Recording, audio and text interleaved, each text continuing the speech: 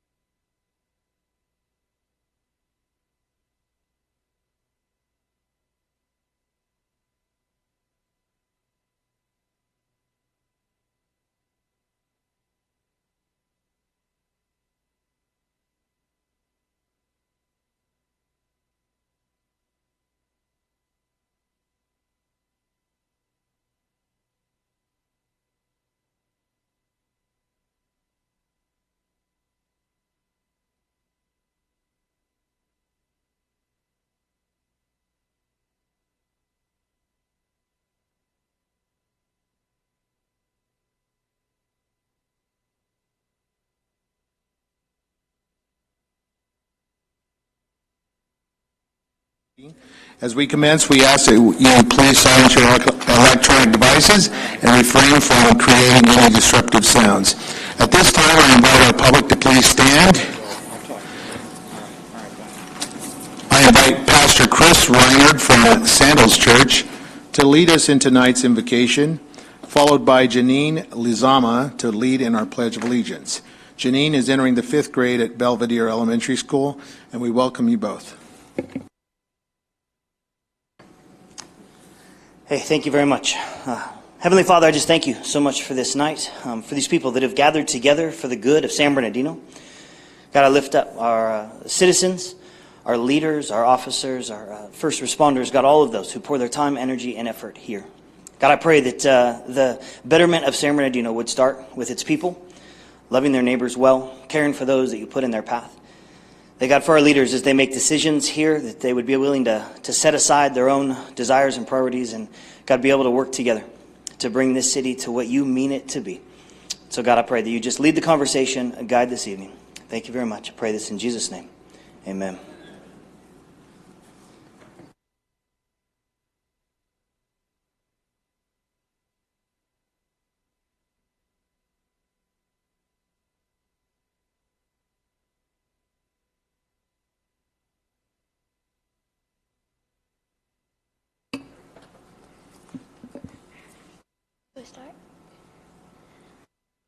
I pledge allegiance to the flag of the United States of America and to the republic for which it stands, one nation, under God, indivisible, with liberty and justice for all.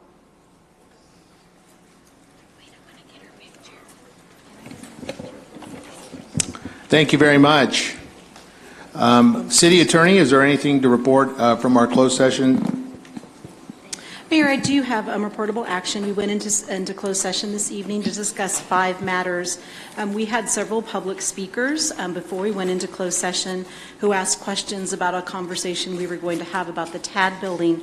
I'd just like to briefly explain to the public that the reason we went into closed session under significant exposure to litigation is that we are allowed to do so under the Brown Act when we receive a threat of litigation. So we did go into closed session to talk about the city's legal options with respect to that threat and whether the city may require a conditional use permit for that building.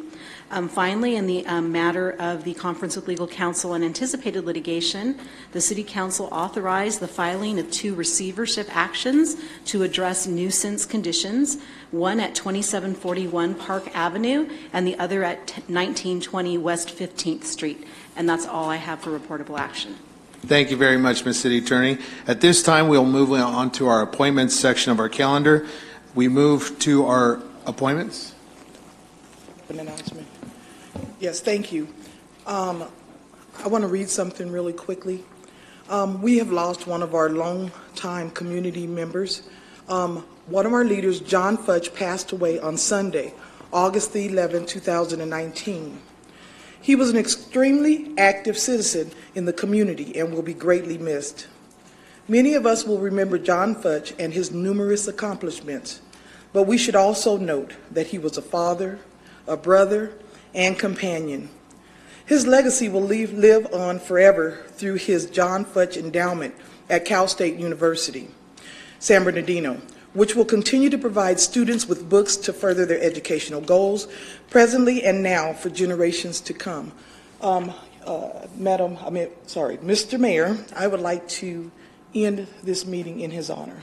Very well. Thank you, Mayor Pro Tem, and certainly we send our condolences to the Fudge family and all those made valuable contributions to our community, and we do send our condolences to the Fudge family. At this time, we move on to our appointments. May I have a motion for the following individuals: Lely Lim to the Arts and Historical Preservation Commission, David Rojas to Official Compensation Advisory, John Walters to the Public Safety Commission, and Brenda Bell to the Parks Recreation. We'll do it all as one item. I'd like to pull. Yeah. Go ahead. I think we're both on the same page. I'd like to pull Mr. Rojas and handle that separately. Okay, very good. The balance? I'll move the balance. All right, move the balance, and we'll. All right, let's vote on Lim, Walters, and Bell. Then, that if members would please cast their votes.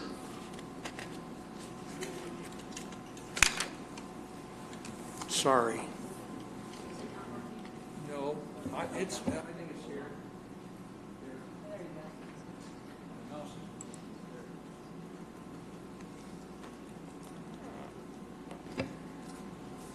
On items 1, 3, and 4, the motion to approve was made by Mr. Charette, the second by Mr. Mulvihill, and the item passes 7-0. Very good. The chair will recognize Mr. Sanchez, Councilman Sanchez, regarding Mr. Rojas. I'd like to move to deny the recommendation. I'll second that with a comment. Go ahead, Mr. Charette. Yeah, thank you. Generally, it's been my practice in the length of time I've been here to support generally anybody that a council person brings forward, because it is their right to do so. However, I think in this case, we've got a person that really is not qualified and in fact has been operating an illegal marijuana dispensary, as I understand it, in this town. And so I will not be supporting this, and I apologize to my colleague, because as I say, I generally will support someone that's brought forward, but in this case I can't. Very good. The motion on the floor is counterintuitive. I would like to Hold on, ask. Mr. Figueroa. The motion on the floor is counterintuitive to the recommendation by Councilman Figueroa. Mr. Figueroa has recommended Mr. Rojas to the elected compensation. Historically, council members have the prerogative and privilege to make that recommendation on anyone who fits the criteria. Ms. City Attorney, the criteria, as I understand it, is very simple. Can you enumerate the criteria for a commissioner? As I understand it, it is simple, that they be a registered voter and that they be registered in their designated ward that they're being nominated to. Can you confirm that? So I don't have those requirements in front of me. I can take a look at them. My understanding is that there are some basic qualifications for them, but that your rules do require the city council to make that affirmation. Very good. Mr.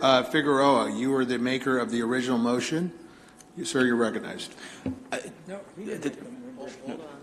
I just have a question. There was an allegation made that there is an illegal business. Please provide us the address so that we can provide that information to the police department. Where exactly is this located?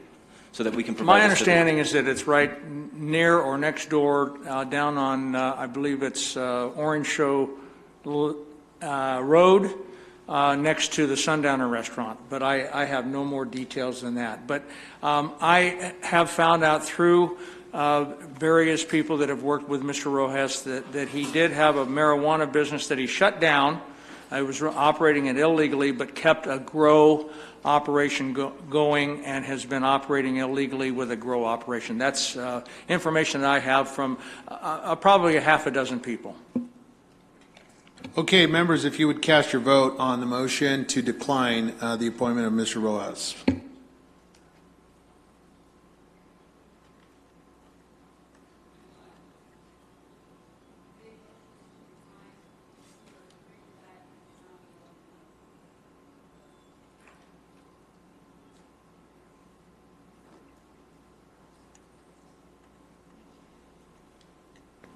On item 2, the motion was to deny the approval, and it was made by Mr. Sanchez, seconded by Mr. Charette, and the item fails 4-3. Very good. The recommendation is then to, the motion fails. Very good. The motion fails. All right, so the floor motion is then to approve Mr. Rojas to the elected. Is there a motion to that effect? Is there a motion? I will make the motion as the appointment Very is good, sir. stated. Is there a second? I will second, but I would like some clarity. Have we established clear and concise guidelines for the appointment of commissioners?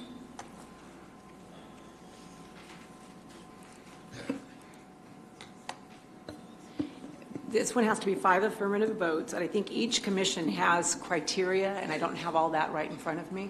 Okay. And my recommendation would be in the future, if this council so chooses to stipulate certain criteria, that it become the policy. But my concern is if we start legislating from this dais in terms of establishing criteria on the fly, I think we start to run into some problems. So my recommendation to those that raised the prior motion is, if you do have a concern, please raise that within our Legislative Review Committee, and we will review those criteria, and if necessary, we'll take action to establish those criteria going forward. I did second. Okay, very good. There's a motion and a second. If members would please cast their vote. Members would please cast their vote.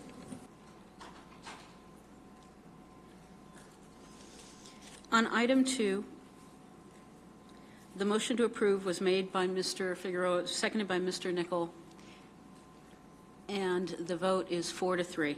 Very good. The item carries. We will at this time ask Mayor, for... if I may point out, I think the city manager spoke that the affirmation of someone's nomination requires 5 affirmative votes, and you do not have 5 affirmative. Including the mayor. Including the mayor, okay. Including the mayor, so I get to cast a vote. I will vote affirmatively. The item carries, and we will call all 4 named individuals, please, to join Councilman Figueroa at the dais for a swearing-in ceremony.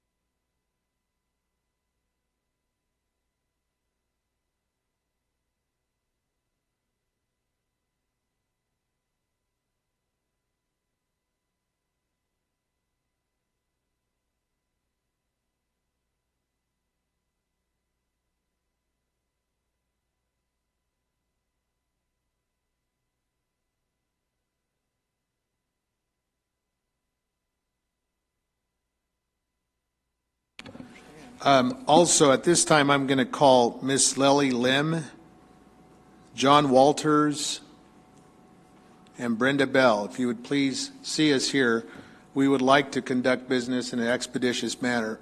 Mr. Walters, Miss Bell, Miss Lim, we'd like to swear you in all at the same time. That's the...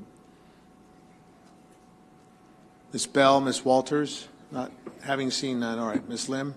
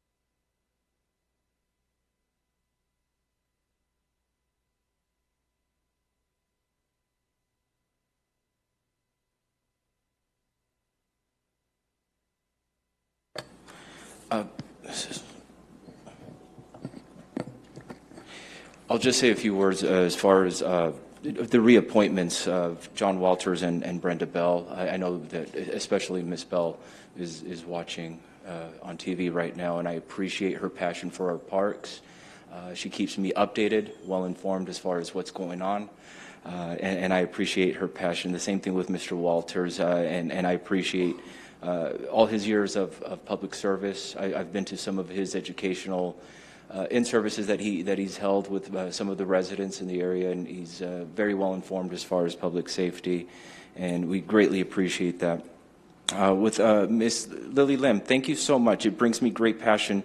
You bring great passion of the arts with you, and I appreciate you being here, and please continue to have that passion as far as the arts are concerned. You reached out to me wanting to help. You have that strong dedication, that strong motivation to want to continue to help, and so thank you for now being one of the commissioners for the arts and historical preservation. So thank you. Mr. Rojas, the reason that this seat became vacant is because I previously held it. I know that you come from humble beginnings. You've worked hard, and I know that you'll take that with you. I'm very proud of the fact that I actually voted no on the current council compensation that they are currently receiving, or we are currently receiving right now. The reason is because if the community is struggling, if the community is hurting, so should the salaries of the council members up there. And I'm proud that I voted no to the current elected officials' compensation and their salary, because their salary should reflect the struggle that is out here in the community as well. If the income of the people is going down, then their salary should be going down. And that's why I voted no, that our salaries should be tied to what is happening in the community. And I hope that you continue to carry that torch of passion, because you came from humble beginnings and you understand what it takes and what the struggle is out in the community. Not a penny more unless there's a penny more out here. Thank you. Very good. At this time, we want to take a few pictures with the councilman and present them their certificate and pin. My apologies. This is my first time doing this. So here are some certificates, and I believe I did receive the pins as well. So I will be presenting these to you.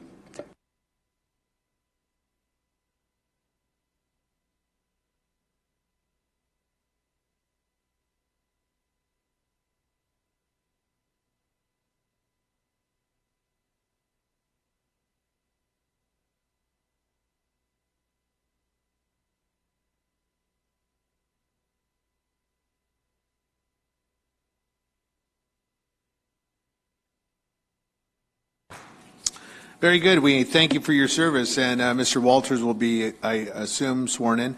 Mr. Figueroa, don't go too far. You have another presentation. We're moving on to our presentations portion tonight. For our first presentation, we welcome Councilman Juan Figueroa of the 3rd District to announce his Citizen of the Month. Councilman Figueroa? Absolutely. Thank you so much.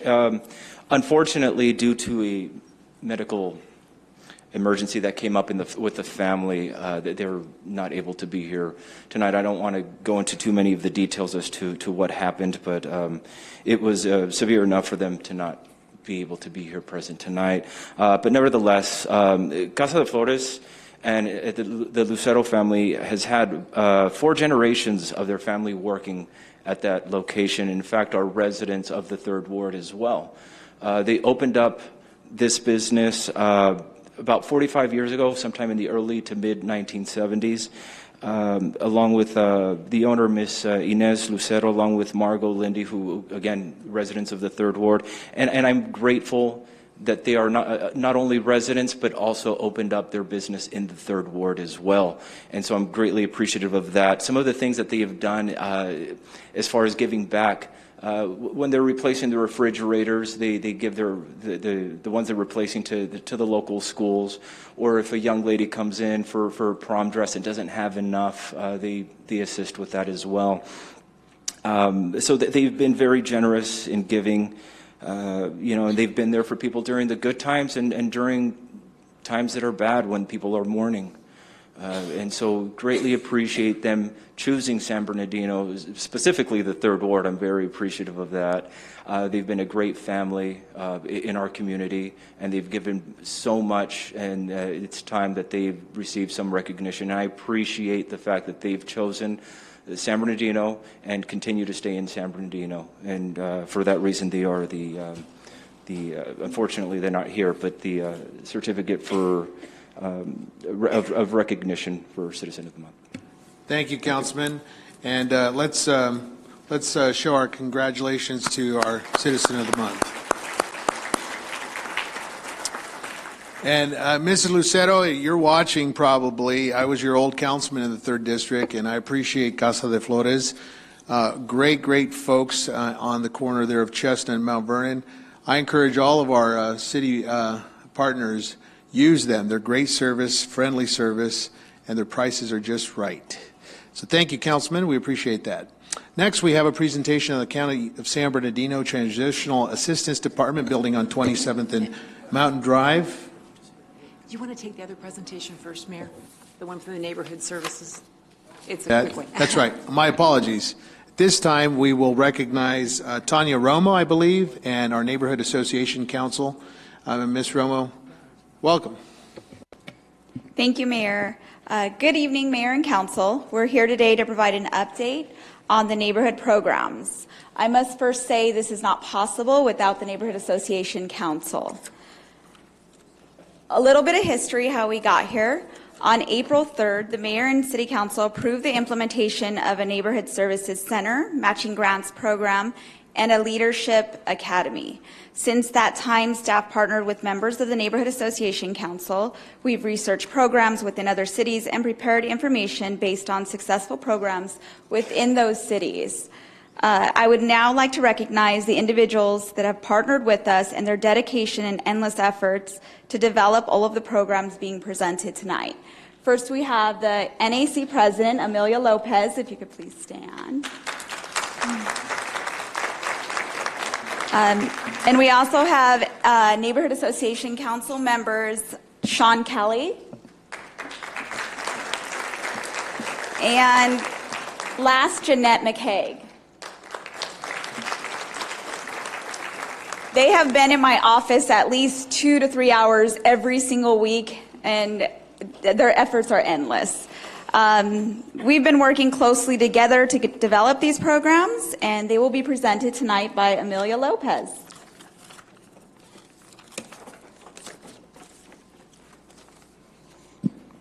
Thank you, Tanya, and also thank you, Tanya, for all of the help that she has offered. We are wearing out the carpet in her office, but she doesn't seem to mind, so we've been doing a lot of hard work. First thing I'd like to say is that Mark Twain once said, "The secret of getting ahead is getting started." So let's get started. We're ready to start. And the first thing I want to remind everybody is what some of those objectives were when we first presented this neighborhood services program. We wanted to engage residents. We wanted to build their skills and knowledge. We wanted to build a base of active volunteers, and we wanted to complete community projects. Some of the outcomes that we were looking for, that our residents are empowered to take positive action. Projects completed will enhance the quality of life, the health and well-being of residents. Sweat equity, it saves the city money. You're already saving money because my 2 colleagues from the Neighborhood Association and myself have been dedicating every week so many hours. We are your volunteer consultants for this project, and we gladly do it. We want to also change the negative perception and the culture in our city as to how we get ideas going and how we achieve some of the positive changes. When residents feel good about where they live and take pride, it's got to be very good. And we are looking towards a long-term partnership with the city. So the next item is the timeline that we have put together. On September 12, please mark that day, everyone there on the dais, because we are going to do a neighborhood services program kickoff event there at City Hall / Veneer Tower in the reception area where everybody comes in. That building, that section there is going to be reconfigured as where the neighborhood services program is going to be located. We're not going to be changing the process where people can call and be received and so forth. What we are working towards is integrating that information along and making that reception center even more meaningful to the residents of the city. It is going to be a work in progress because we have a lot of ideas that it's going to take development and getting input from different departments and so forth. On September 20th, we will be sending out invitations before this month is over. We hope that all of you can come. We are extending an invitation to our mayor to say a few words.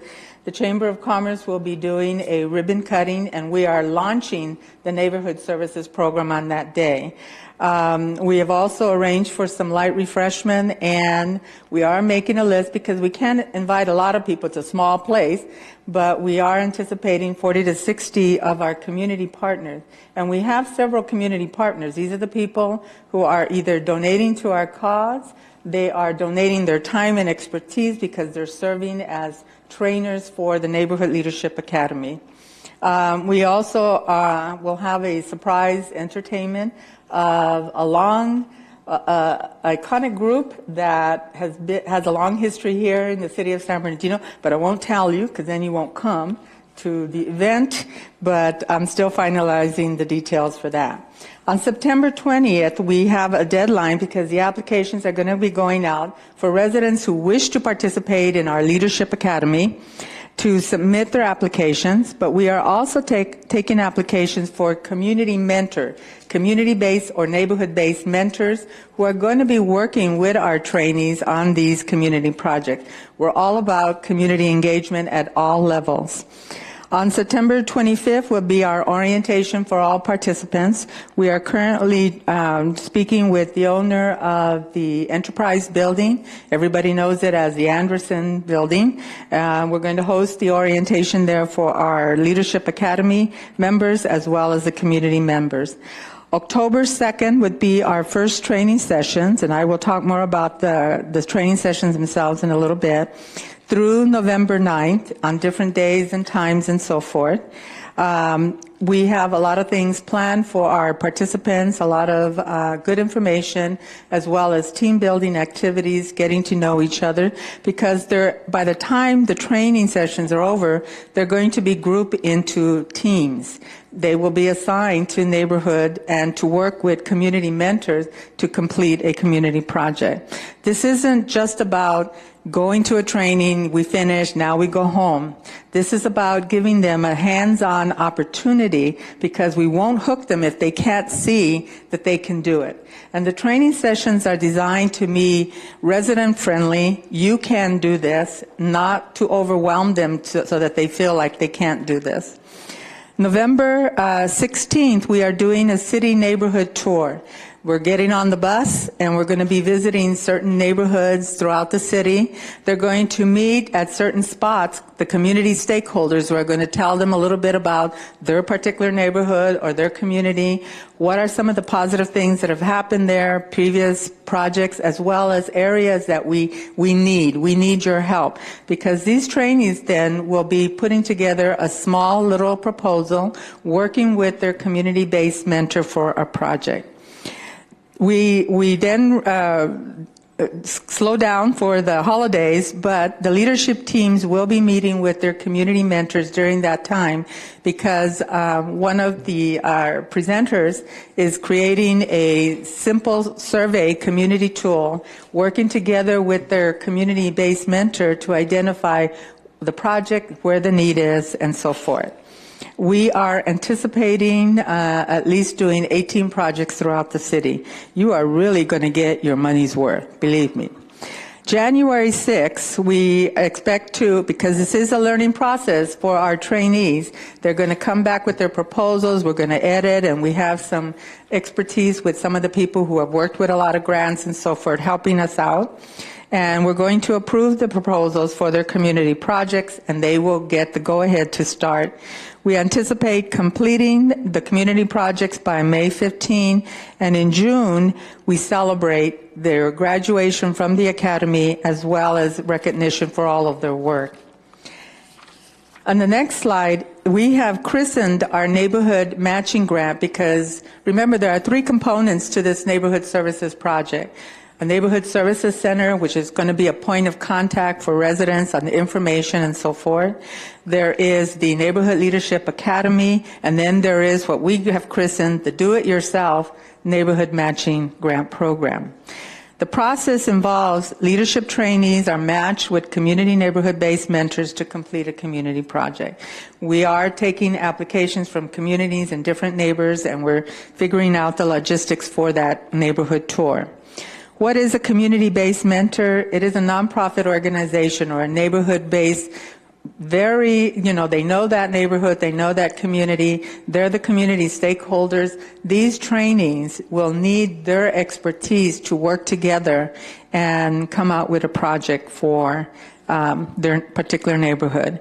We anticipate awarding 18. We're shooting for the biggest goal, and I have 18. 14 of those would be specific neighborhood based. 4 of them will be citywide based. In other words, they would benefit all residents within the city. So if there's anyone here who has any ideas or would like to have more information, please see me. The project categories of the Do-It-Yourself Neighborhood Matching Grant, remember we had identified 3 categories that they can serve. One is neighborhood improvement and beautification, neighborhood social, cultural, or educational enhancement, and neighborhood public safety. And there are certain things that we're going to be looking. Remember, this is about community engagement. This is about residents being empowered that they can do positive things within their neighborhood to make it a much better place to live. And so you will see on here that the projects must enhance the quality of life, involve a number of residents in the neighborhood working together, benefit a significant number of residents also in that neighborhood, and we're hoping to build community and connecting neighbors. The last is the Neighborhood Leadership Academy. And this is to give you an idea of what it is we're going to be striving towards in building skills and knowledge. Aside from the orientation, our first session is going to cover effective leadership, leadership styles, managing conflict, facilitating meetings, making group decision. Our presenter for that evening, one of them is Damon Alexander, as you know him. He has a lot of background in all of that. Our second session is going to involve community engagement. How do you inspire positive community action? Organizing, valuing diversity, because these groups of resident trainees are going to be working with a diverse group of people. The third session is the city of San Bernardino.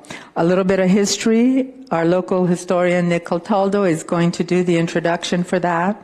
Our form of government, this is going to involve city staff, and all of you on the dais will be given invitations to please come because we want them to meet their legislators, the mayor and council. Now, we are going to arrange for a Q&A, but don't be frightened, we don't bite.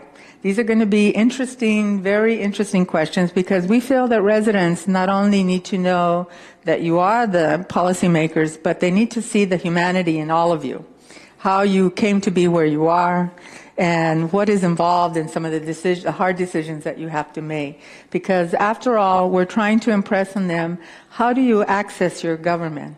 How do you speak at these public meetings and so forth? How do you get certain things done?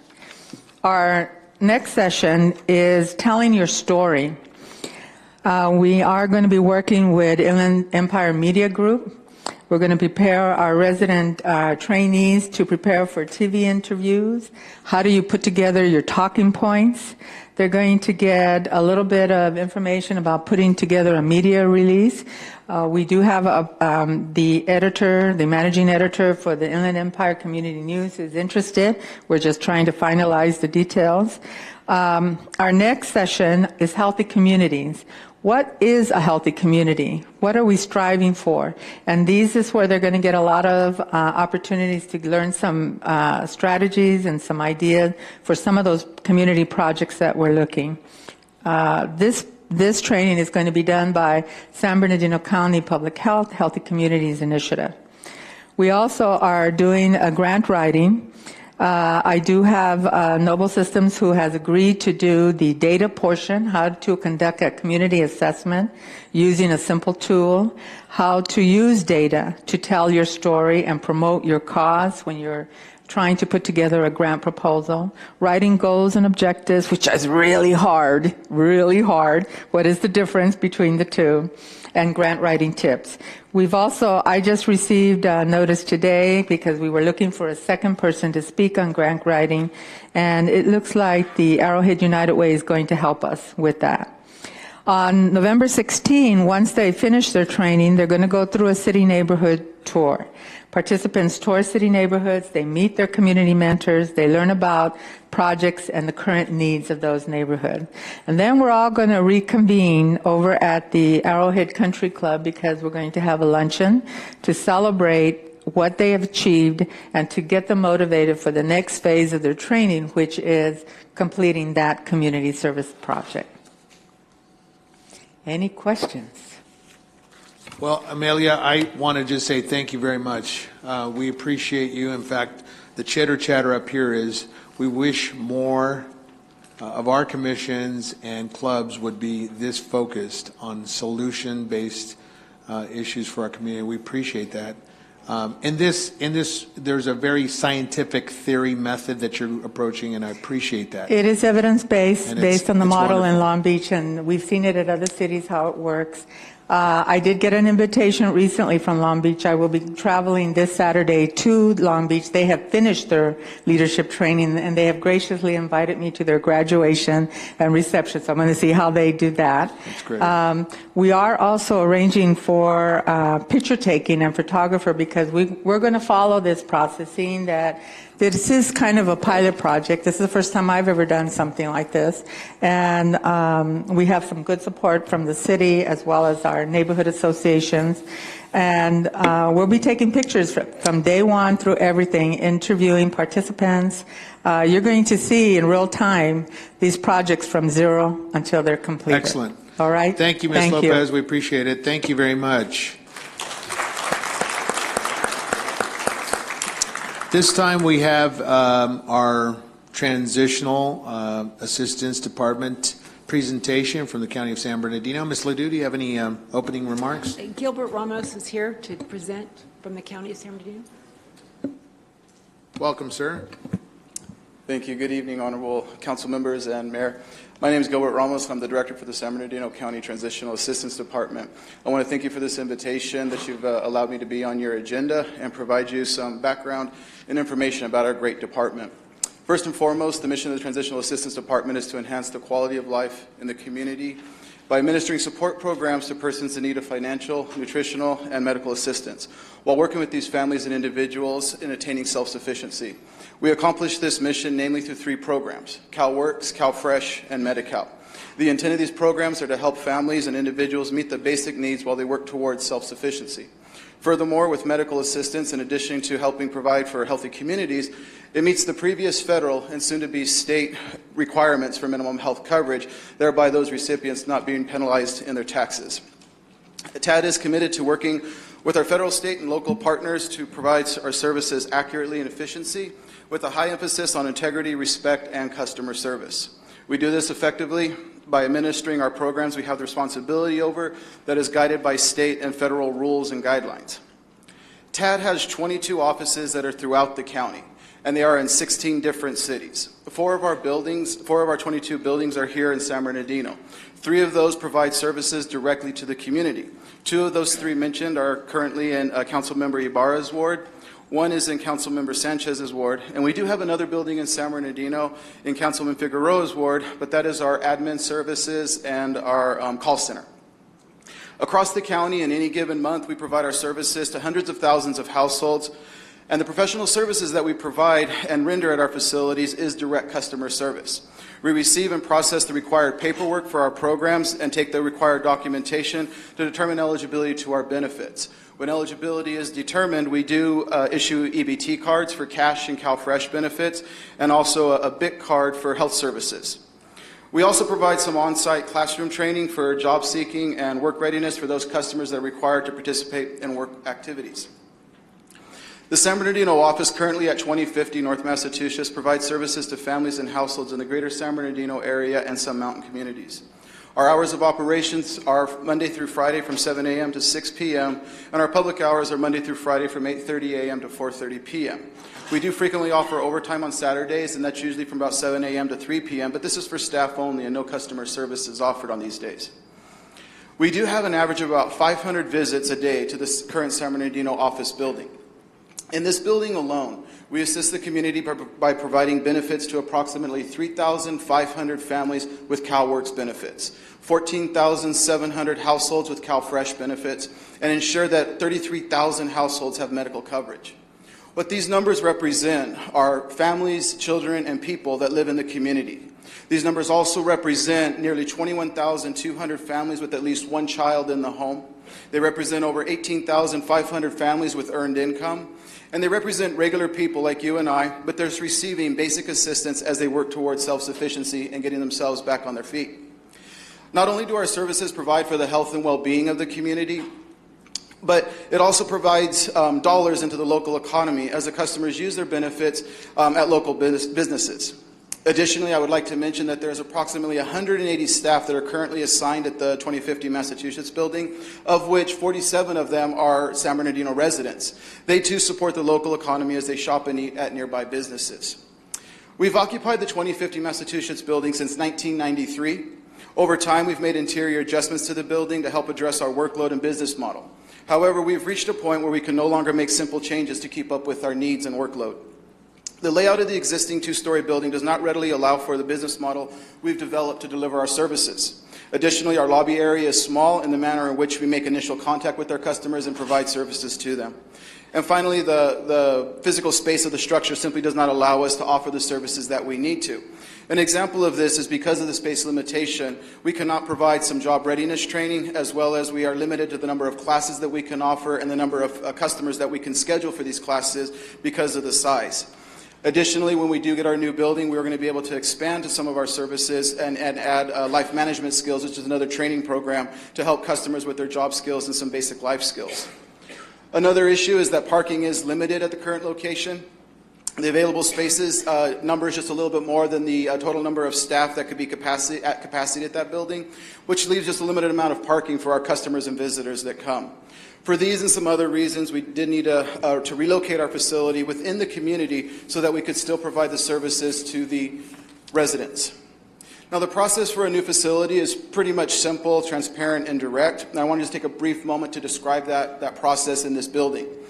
Back in July of 2016, the Transitional Assistance Department did submit a CIP, a capital improvement project.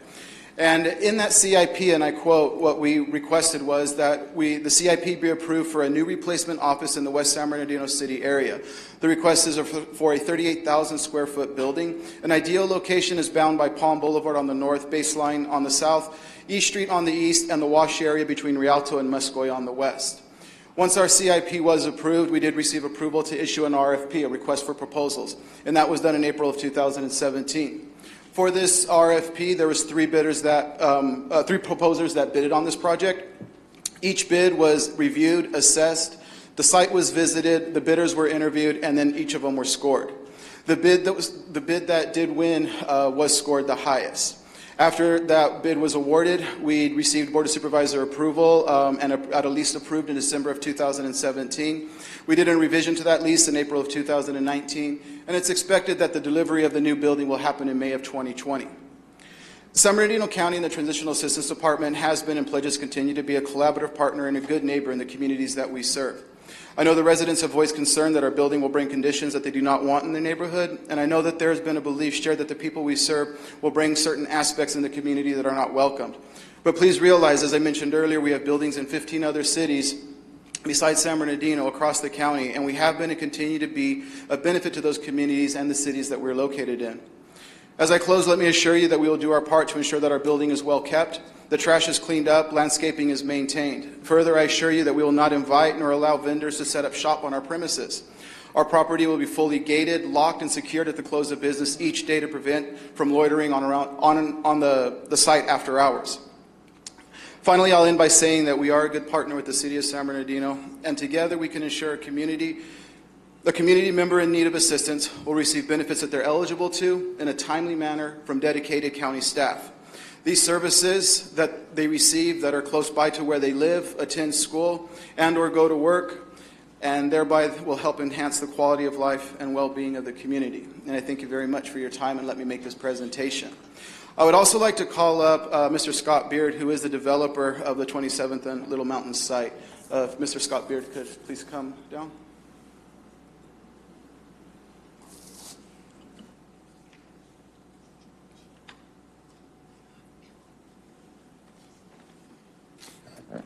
Thank you. Good evening, citizens of San Bernardino, Honorable Mayor, and members of the City Council.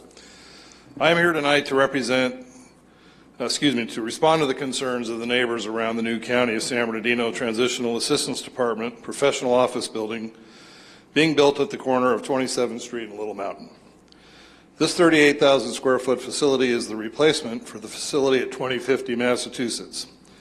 The county provides assistance to community members in need of access to CalWorks, CalFresh, Medi-Cal, Welfare to Work, Child Care, Foster Care, CAPI, and General Relief.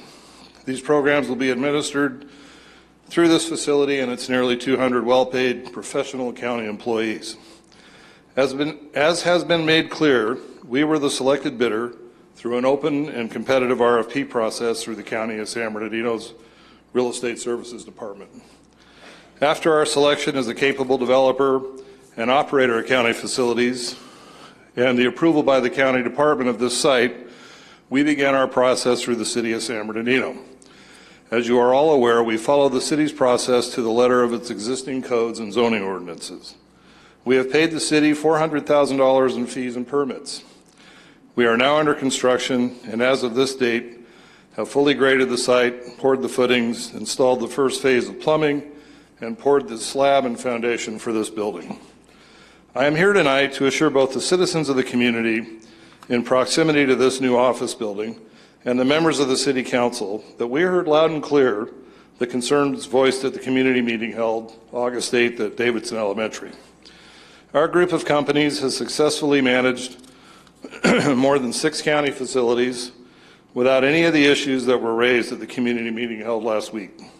We have a successful 20-year history of operating the county's Behavioral Health Resource Center facility at the northwest corner of Foothill and Pepper and Rialto.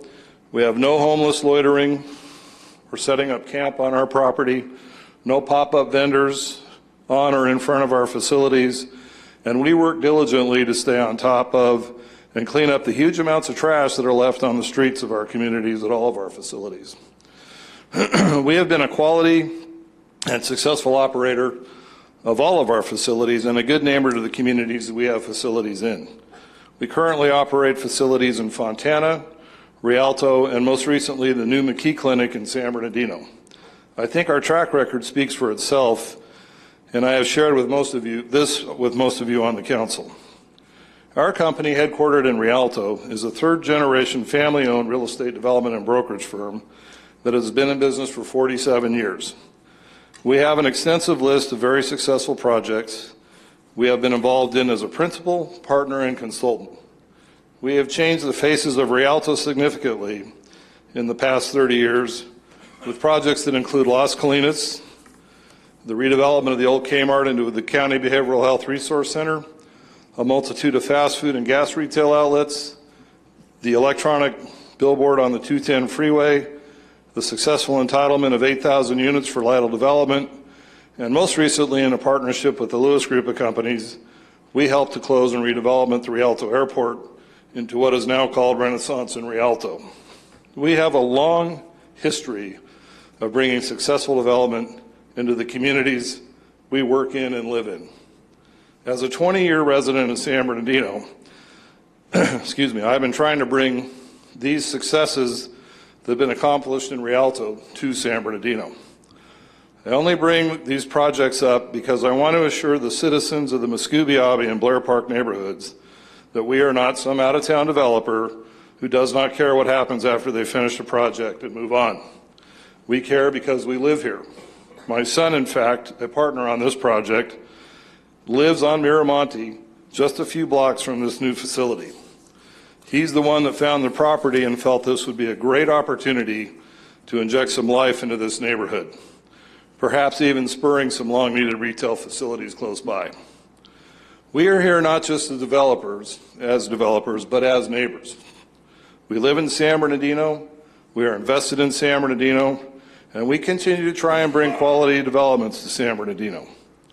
I encourage you all to drive by and take a look at the McKee Clinic on Highland Avenue, the Starbucks on 40th, or the new Carl's Jr. on 40th, or the behavioral health facility in Rialto, and see for yourself the type of quality projects we have brought to both San Bernardino and Rialto. We are here for the long haul, and we care about what happens in San Bernardino and to the residents who live here, because we live here too.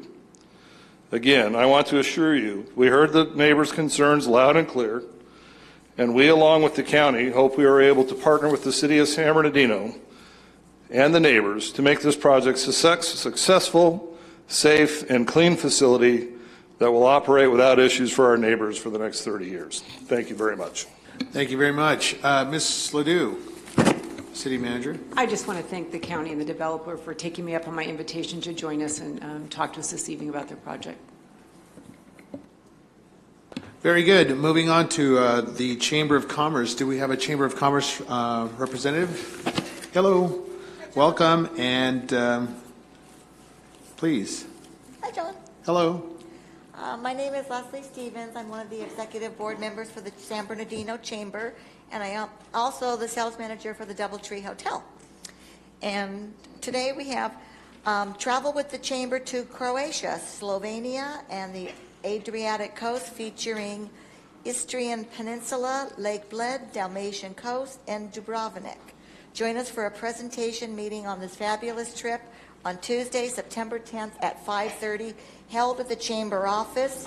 To RSVP, call 885-7515. On Wednesday, September 11th, from 11 to 1:30, the Chamber Networking Luncheon at the Olive Garden. And to RSVP, the number is 885-7515. Tuesday, September 17th at 8:30 to 10, ribbon cutting for the remodel of the McDonald's, owned by the Webb Family Enterprises on Highland and DeRosa. Program speeches at 9:15. The ribbon cutting will be at 9:30.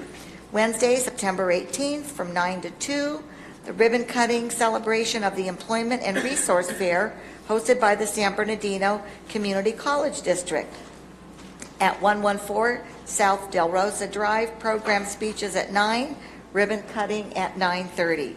Don't forget to mark your calendars for the 7th annual Rendezvous back to Route 66 on Saturday, October 5th from 9 to 9. Held in downtown San Bernardino. We are close to 700 car participants registered. For sponsorship opportunities and more information, call the Chamber at 885-7515. Thank you. Thank you very much. We appreciate our Chamber of Commerce, and we thank you, ma'am, for your presentation. Are there any other elected officials, field reps, any announcements? Seeing none. We'll move into our public comments portion tonight, and want to encourage individuals, please, we will open it up for about 5 more minutes. If you have a comment, please fill out a slip and get that post haste right away to our city clerk. We will go ahead and begin the process. We're going to use both podiums here. Our first speaker is Treasurer Tees, followed by Sandra Barra, followed by Cora Mayer and Christine Mooney. So Barra, if you join me at the podium, please. Cora Mayer. All right, Ms. Ortiz, welcome. Hi, Teddy, Fred, Jim, thank you guys very much for listening to the concerns of the constituents of the 3rd Ward. Really appreciate it. Fred, you did leave out the fact that David is also a co-worker with John's treasurer, that he contributes to the campaigns financially, and that he's also on the list to become a licensed cannabis owner. Beyond that, just reading the application, Henry, had you done that, there was absolutely zero substance in it whatsoever. I don't even know if he was aware he was getting on a commission. It was more like, fill this out. And that is the problem, that nobody knows what's going on.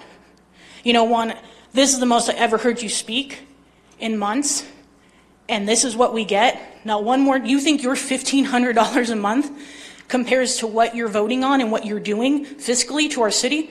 How many of you guys got the $60,000 raise the city manager got? How many of you had the litigation, they're getting the back pay that the city attorney and the city clerk are getting for the retaliation? How many of you are going to get any of the litigation money from the city manager now that she's suing us? You are costing us money continually, hundreds of thousands of dollars every time you make a bad decision. How many children would have been affected by his vote not to support the arts? And the Third Ward houses San Bernardino Valley College, which was the largest recipient of that.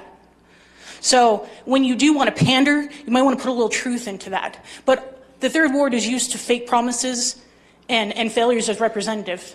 But I do want to congratulate Gigi and Gary for standing up and fighting. What you guys tend to not realize every time you get up there is that your silence, your complacency, and your willingness to go along cost the city and cost the residents. Do you think anybody is going to come into our city and offer us more money for our property when you diminish our prices? Where are you going to get the money for the raises? It is fiscally irresponsible to say that this MOU that was signed in 2015 and in effect till now has no fiscal impact when you pulled a budget and said that we are in $7 million deficit under projected. Where did the money come from? How is it that PD is going to get a new chief at a higher rate, almost a 10% increase, and then the city manager is going to get another increase at almost a 6%? Where do you get the money for this? You're hiring a public works director. You just gave $150,000 to a contractor to run as a city engineer. Why wouldn't you combine that? Make this, the public works director the city engineer as well. Did you guys get a $150,000 contract this year? No? Nobody got that money? That guy did. That was his second one. He got $350,000. Thank you, Juan. Appreciate that. To a guy in Corona. Thank you, Ms. Ibarra, or Ms. Ortiz, your time is up. Ms. Ibarra, welcome.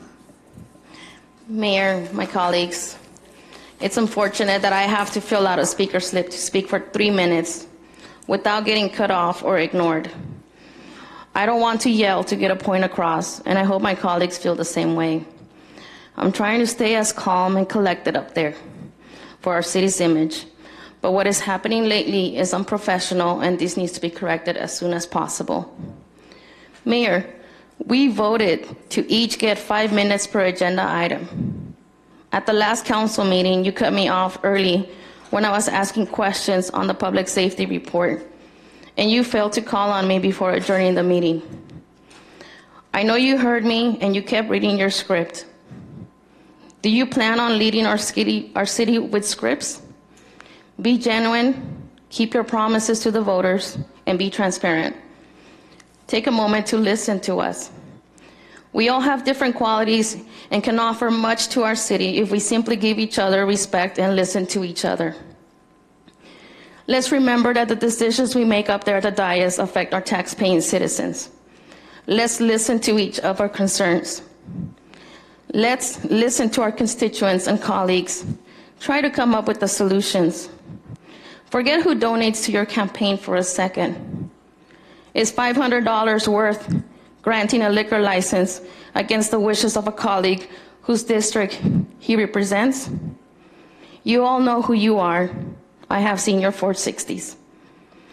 Is voting to stop questionable activity wrong? In the past, much was being rubber stamped with rarely anyone questioning agenda items. To just be quiet and vote with the flow. Some colleagues have expressed concern regarding me pulling agenda items in consent calendar and payroll batches. Even complaining that the other elected leaders in our area, even complaining to other elected leaders in our area. Well, I hope you are all doing your due diligence, because based on how things are being voted on, I do not believe the majority of you are reading the agendas, nor questioning or listening to our city attorney. Am I to accept every staff recommendation and stay silent? No, and I won't. Give me my 5 minutes, Mayor. I rarely use them, so respect my right to those 5 minutes. I do represent a district of over 30,000 constituents. This is an opportunity for us to really turn things around in our city. Leave your differences at the door, be cordial, and act professionally. We are a team. We are Team San Bernardino. And we must turn our city around. Some contracts that have come before us are questionable. When will we hold these consultants and subcontractors and our staff accountable? Ms. Ibarra, thank you. Your time is up. I'm almost done, Mayor. If a contract says that they will do something and they don't, let them go. Let's use the limited resources we have wisely. Thank you, Ms. Ibarra. Ms. Coram Mayer. Welcome, Ms. Mayer. How are you? Please go ahead. Thank you for getting off your phone, Mr. Mayor, and listening to Ms. Ibarra. I'm listening to you, Ms. Meyer. Go ahead. Okay, she's quite respected. Yep. I'm here because I was not aware of an amendment or an issue to add property to San Bernardino in the above Myers Road. This is very, very serious, guys. North End.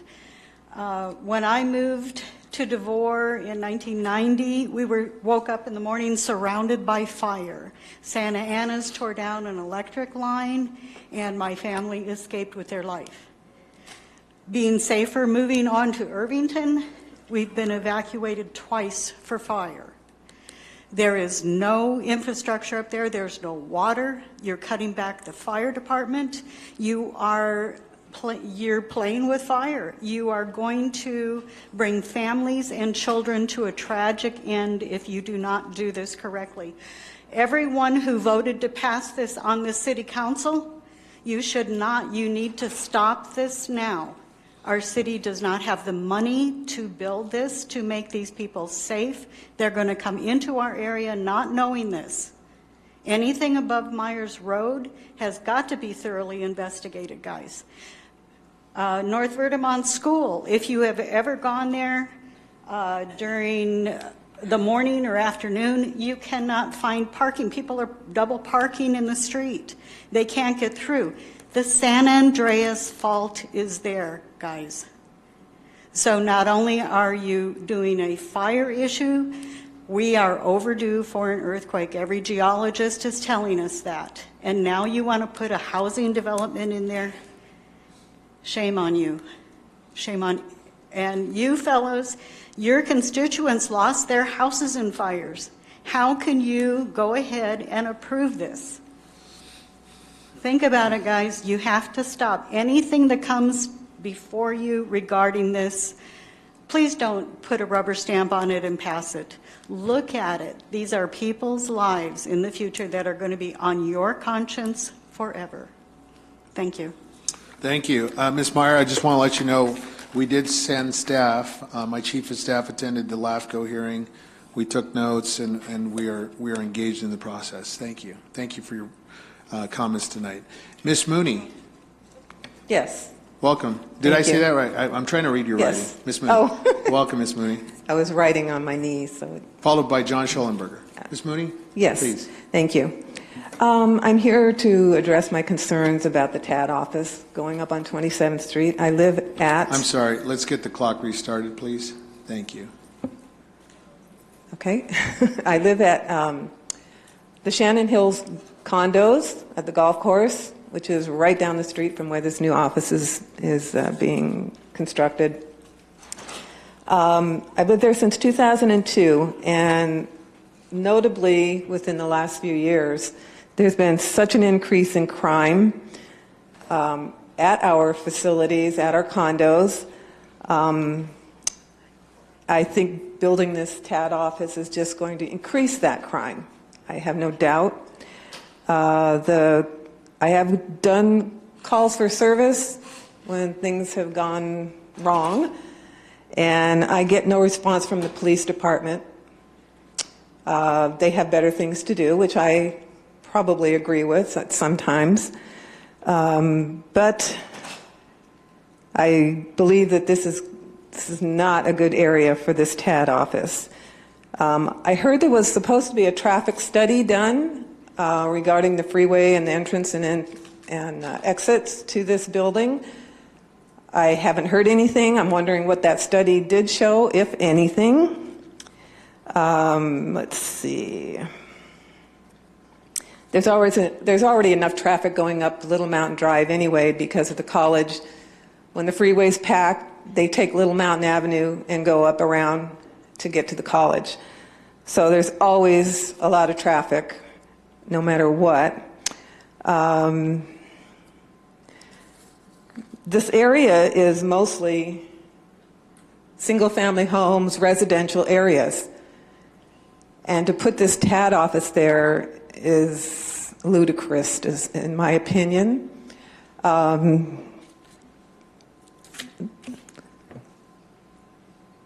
The existing TAD office on Massachusetts has actually become a blight area. There are so many transient and homeless people in that area that it's actually frightening to even go over there to the Stater Brothers, to whatever is over there that we might need to go to.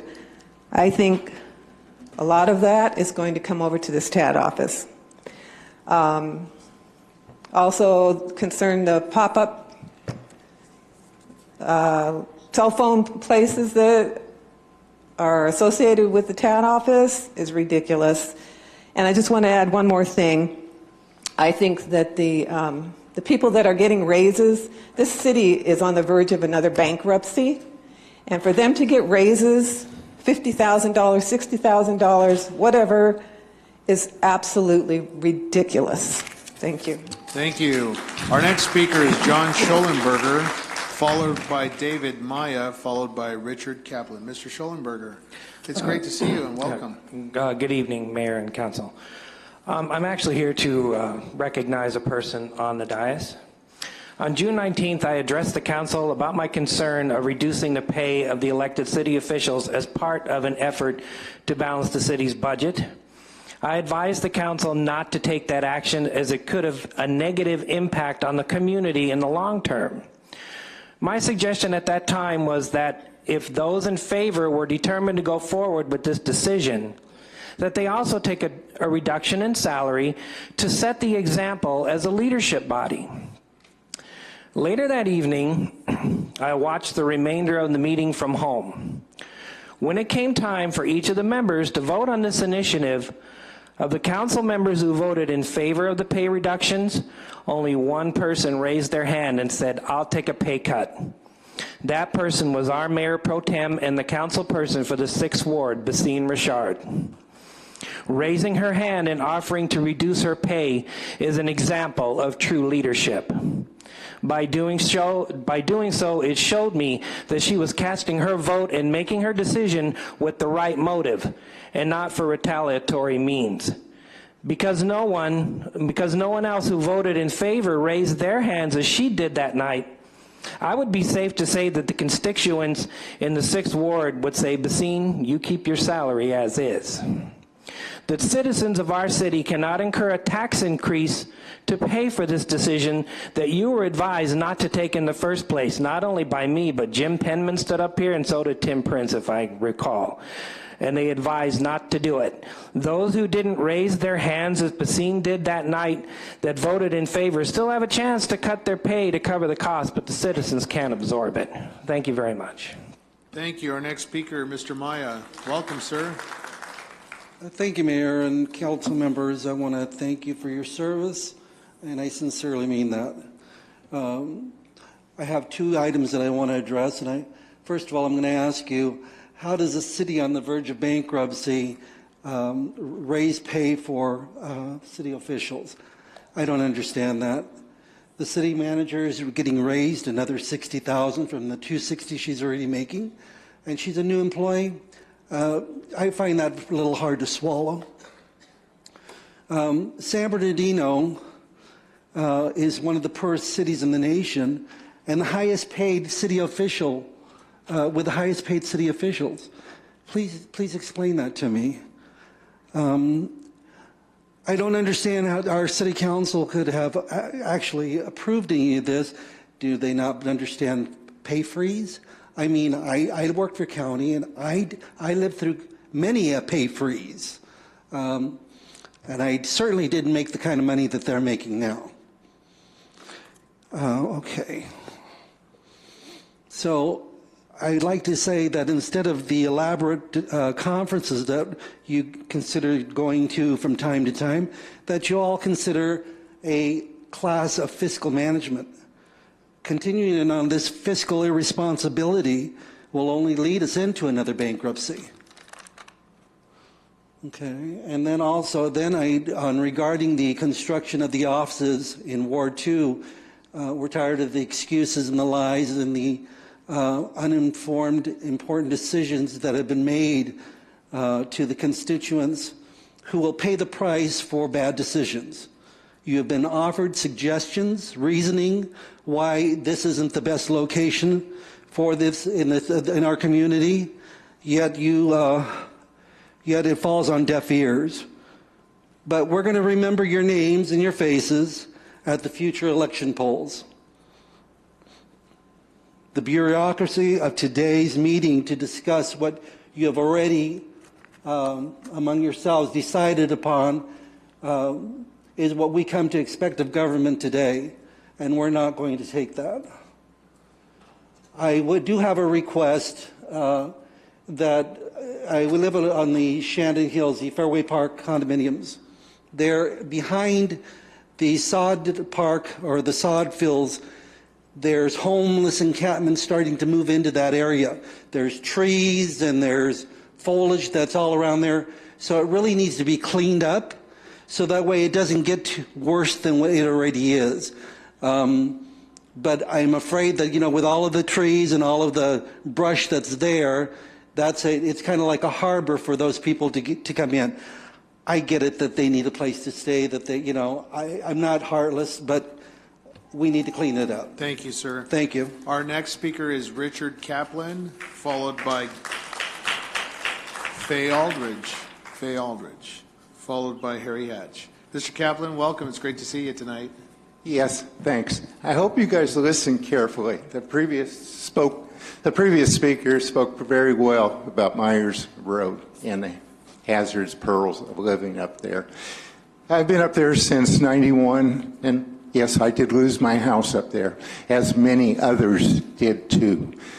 You're putting future residents up there above the fault, and they will get trapped. There will be families and kids that will die someday. It's criminal. The hearing for annexation has been continued to October 16th. So the commissioners are going to listen to us again. We had a few people there at 9 o'clock. It's hard to get a lot of people there at that time. I kind of surprised Henry Nichols with over 50 people at his agenda meeting. And I guess Henry was kind of surprised on it. And these people are all opposing the annexation. As I have opposed the annexation, Mr. Mulvihill, you and I were young men when we were opposing that. And you were opposing it when you were a planner. And that, I believe, was like twice before the city passed it. What the commissioners want us to do is address the fact whether or not the city can provide services better than what the county can. And no, they can't. This county, San Bernardino County, they come up there with equipment and stuff. When we have stormy weather, they have equipment and personnel that take out the erosions and the mud that flows down the streets of Myers Road. You're in a rural area. That rural area has many problems. You're looking at access roads that will have problems up there.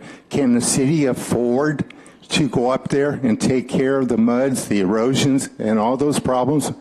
No, you can't. You don't have the means to do it. I'm going to run out of time. What I'd like to have is a motion made to bring it up on a future agenda and let the residents up in that community address the problems again to you. I think I know I could bring over 60 people, pissed off people, and he will address it again. Can you please make a motion to, let's have a motion to bring it back on the agenda? If you would, we'd sure appreciate it.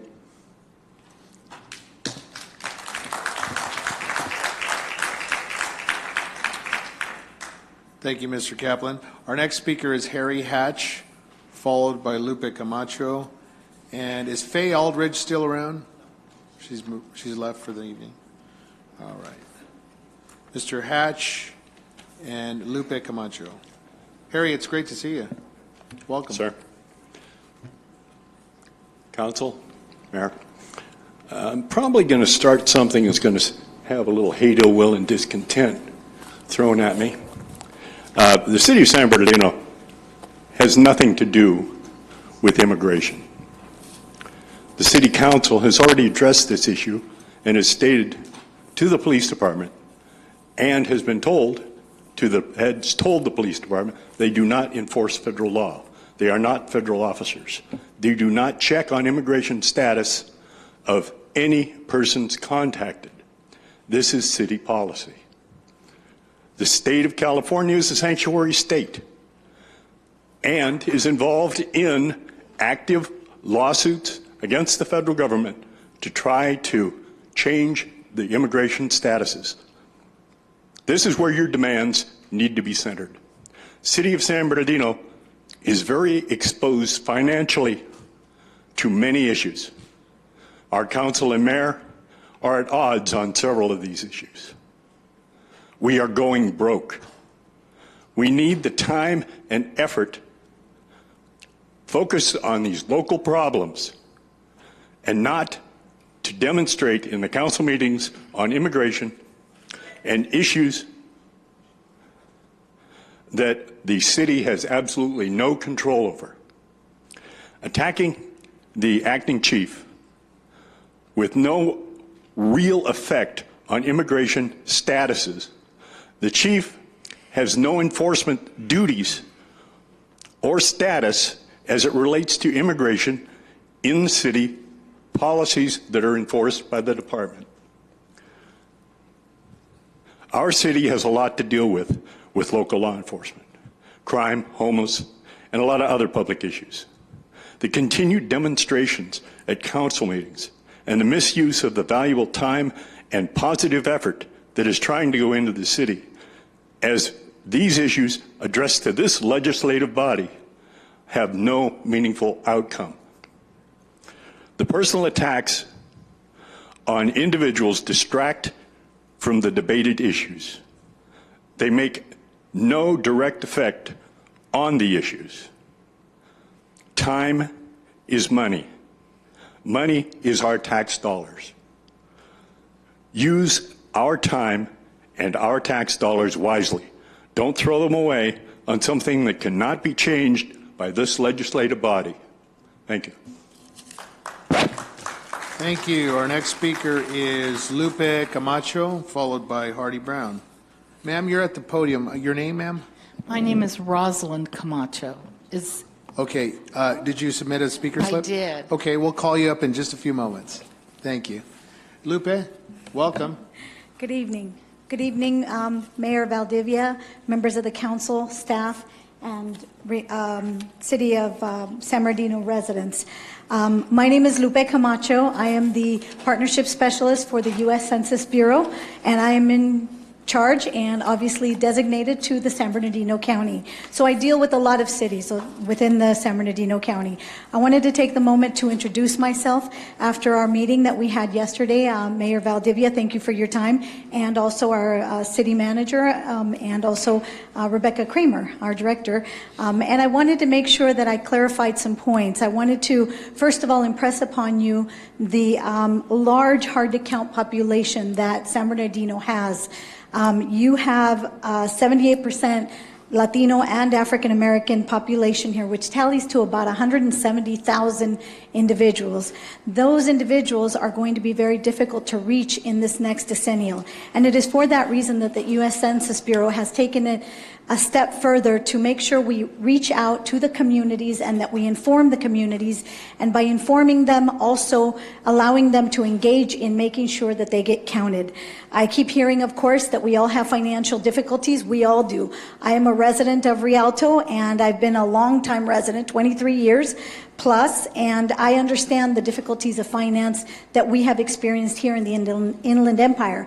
But I urge you to consider that these counts are exactly what we need in order to receive a larger slice of the pie, a larger slice of that $675 billion that gets distributed by the federal government after a decennial count is done.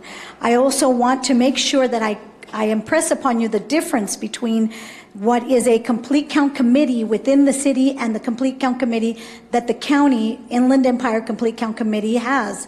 The Inland Empire Complete Count Committee, as I impressed upon you yesterday, is nothing but an informational resource connectivity type of committee. It is not an active committee. And in order to reach that 78% of your community, which is hard to count, you will need the Complete Count Committee that is engaging the residents of this community to make sure that those dollars come to this community. So I urge you to partner with the U.S. Census Bureau. We're here to help. We're here to help you put together your Complete Count Committee and to educate your community and train you and walk you every step of the way so that we make sure we reach that hard to count population, which is so large here in San Bernardino.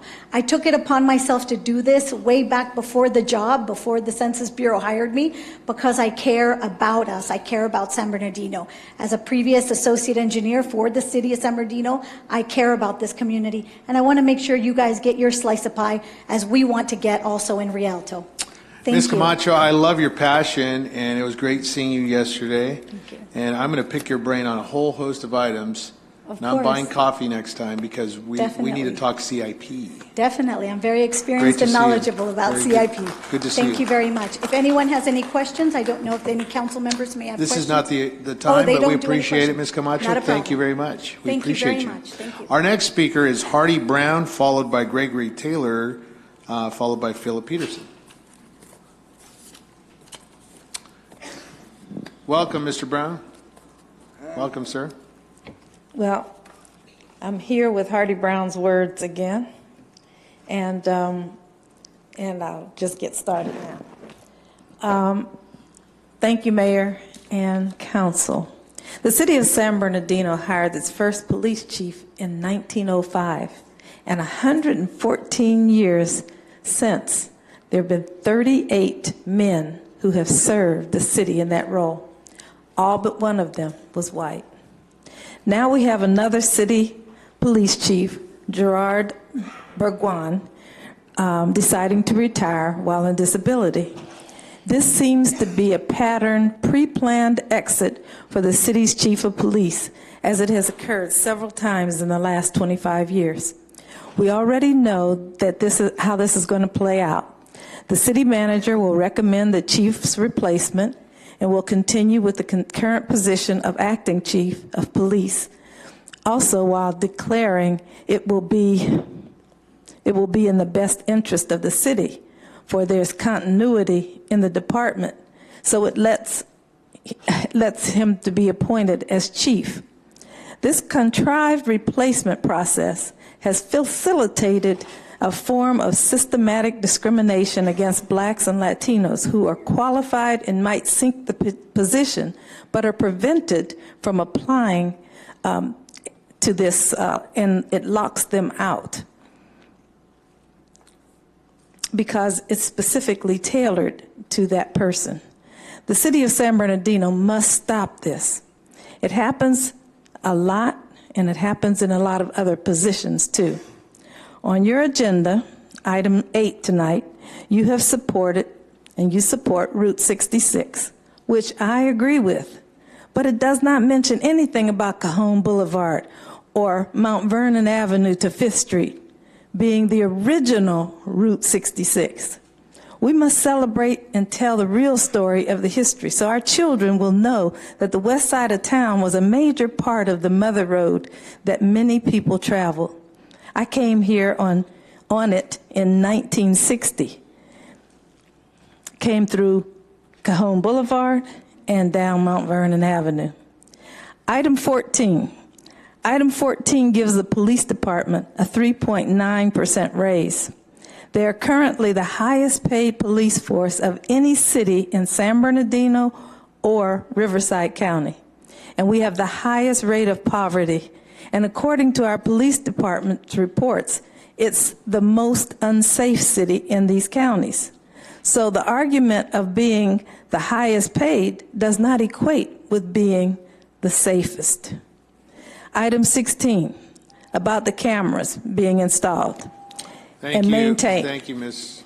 Brown. Wait a minute. Okay, Mr. Brown is asking for his ADA rights because he writes this stuff. Okay. Okay. Item 16 is about cameras being installed and maintained for safety in our neighborhoods and business district. When that comes up, maybe someone could explain where the cameras are and what their history has been in keeping us safe. I also want to say, he says, I agree with Councilwoman Ibarra, and he also says congratulations to Gigi and to the city attorney for winning your lawsuit. Thank you. Thank you, Mr. Brown. Our next speaker is Gregory Taylor, followed by Philip Peterson, followed by Majid Siraj. Mr. Taylor, welcome. Thank you. Thank you, Mr. Mayor and City Council. I'm here to just give a little bit of status report on things that I've done since the last council meeting. I've met with my community liaison officers. I've met with a few people who are willing to invest money into the city of San Bernardino. But I would like to speak on something different regarding to the guy who is the developer of the welfare office that is going to be going up on 27th and Little Mountain.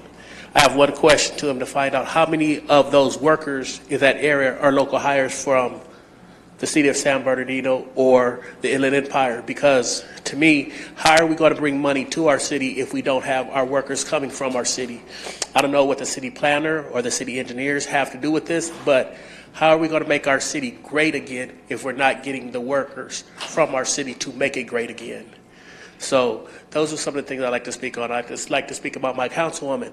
I know she does her job because I know I call her, she's there, response. I don't care if it's Saturday, Sunday, what time of day it is. I've seen things going on throughout the city where, hey, we can't expect the police department to respond right away, but we got to be their eyes and ears to make the difference. I've seen little steps happen. I am petitioning with all the constituents of the city that use the information line, create a CRM to make things happen. We are the eyes and ears of our community. Help the mayor, help our councilman, the city planner, help them all. I mean, you know, hey, I don't agree with the welfare office going up in there. I've spoken to a lot of residents who live there that are family friends of mine. They don't agree with it. But I want to know, why didn't we, with that office that is there on Massage, wherever it is, the street, there's a lot of land there. Why didn't we just add on over there? Why didn't we expand the parking in those areas? Dealing with a lot of the empty, that's now going to be probably an empty building in our city, and we have enough of those. I think we need to do more about getting things done with those empty buildings and stop having an eyesore in our city. Thank you, Mr. Taylor. Our next speaker is Philip Peterson, followed by Majid Siraj, followed by Gina Escobar. Mr. Peterson, welcome. Thank you, Mayor and Council. It's an honor to stand before you here tonight. So I want to take things in a little bit of a different direction. So far tonight, I've heard a lot of negative things, and to be honest, this is a really great city, and people do not talk about the positives, and I think we need to take it in a more positive direction.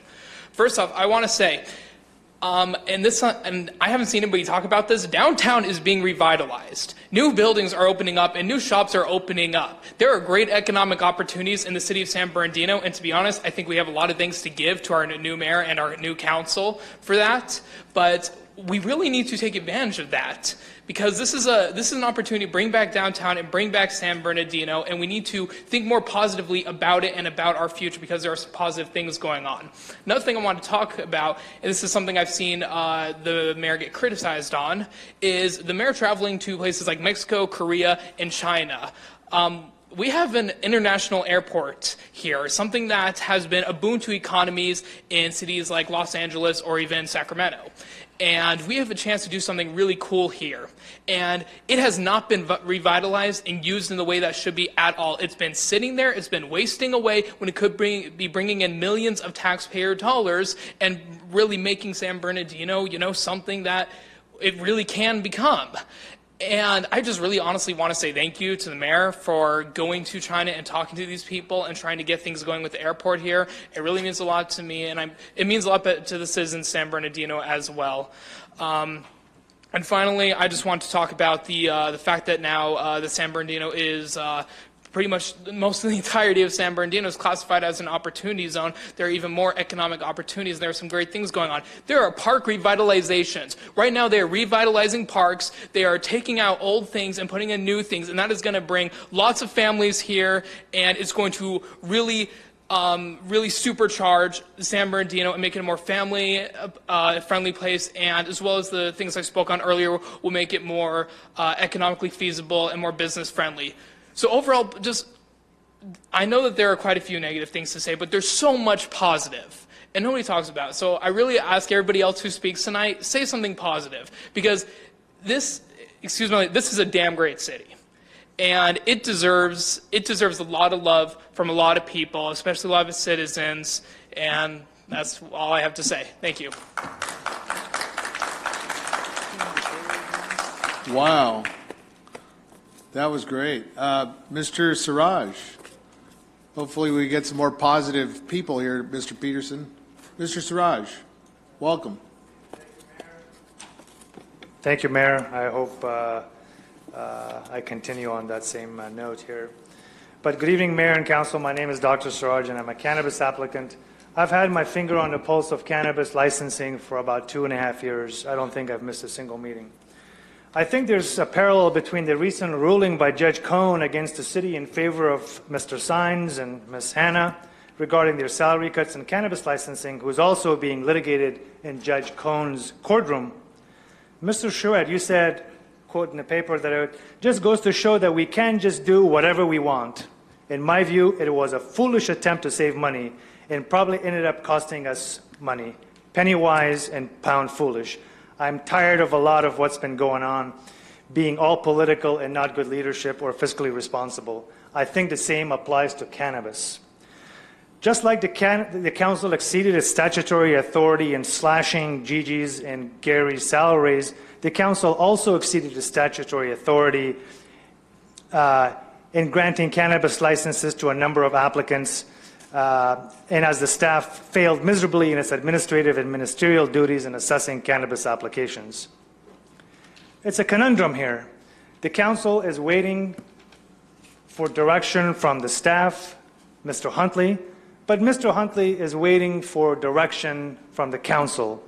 We're at a stalemate. Ms. Carvalho has mentioned several times that a new ordinance is coming. I have communicated with Mr. Huntley a couple of times, and we're at an impasse.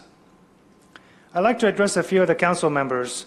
Mr. Sanchez, you said you want to wait a year. We're 7 months into it. I hope in 5 months we can cross that road and get cannabis back on the agenda, hopefully a lot sooner. Only 5 out of 16 applicants have submitted their plans. That's an anemic 30%. Ms. Ibarra, thank you for your continued support in helping businesses with cannabis. Mr. Figueroa, I met with you personally. Thank you for your efforts. You bring no baggage because you were not part of you don't have your fingerprint on cannabis on phase 4. You went back east and you tried to recruit biopharma and biotech. Here we are. I'm biotech. I'm biopharma. I'm right here. You don't have to go far. I'm suing the city to let me do business here. You don't have to go far. Mr. Nickel, you're all about revenue generation. I'm here to generate revenue for you. So I urge the council to get cannabis back on the agenda, address a lot of the issues that's in the old ordinance, remove 8 lawsuits, because if Judge Cohen throws the book at the city, it will negate the other 16 licenses, and you will have a lot more lawsuits in your hands. Thank you. Thank you, sir. Our next speaker is Gina Escobar, followed by Frank Navarro. Good evening, Honorable Mayor, Council, staff, and attended audience. My name is Gina Escobar. It's very nice to see you all. I'm finally back in San Bernardino, and nice to see Councilman Figueroa present. I haven't had a chance to welcome you, so welcome. I met you early in the year, and all I can say is that the voters did choose correctly. With that said, I know that this is a sensitive subject, but I'm also here this evening to respectfully submit to both the council and city staff to please revisit and bring back your cannabis business ordinance and perhaps consider the allocation of more retail licenses. I am referring to a suggestion that was stated by a couple of the council members up there in the dais, but in particular to the councilman in Ward 5 who proposed to look at the expansion of licenses a few months back. Now, since February, some of us in the industry have heard or have seen that out of the 16 licenses granted, no one is really open, and in fact, all the operators, most of the operators, and some of the unsuccessful applicants from your first round are all losing property or running out of funds in order to stay afloat. This city's leadership has done the right by allowing medicinal and adult use operators to open up shop and start generating some additional revenue that can help expand the city's services and provide for more enforcement toward illegal operators. And some of these funds can also help enhance, beautify, and revitalize blighted neighborhoods. This community deserves access to safe, tested, quality cannabis products. And I would be remiss if I didn't mention all the jobs that this will create for your constituents and for those that come to San Bernardino to work and lead a professional career. I think it's safe to say that everyone in this room is willing to support an economic resurgence, and cannabis businesses can certainly contribute to a portion of this. I cannot and will not speak for others in the industry, but I know that our business will be a vested community steward if in the future the council finds it fit to grant us with a license. I also want to inform you that there have been some changes in our management team. I know that city staff has been approached by some other business owners regarding the expansions and possibly some new zoning. I've said this before in your presence, but I'll say this again. Cannabis is a very lucrative enterprise, and I understand it isn't the only priority, as we saw this evening, that your community has and will have. However, it's here whether you like it or not. Also, so are the negative impacts by not meeting the demand, and having adequate and sufficient operators will also not go away. I know public service and local government is everything but glamorous. Thank you for your service. I also want to thank you in advance for your consideration on expanding, should that be the case in the future. We're all ready to start partnering up with this lovely community. Thank you for your time, and God bless you. Thank you. Thank you very much. Frank Navarro. Mr. Navarro. There you are, sir. Frank Navarro, followed by Victoria Bianchi.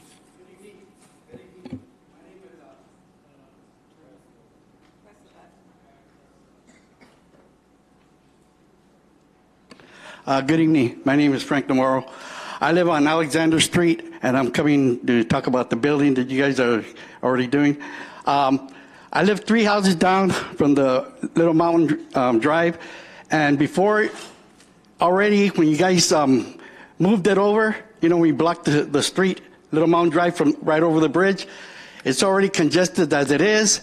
This morning, as I tried to go out, it took me 7 minutes to drive out of my street onto Little Mountain Drive.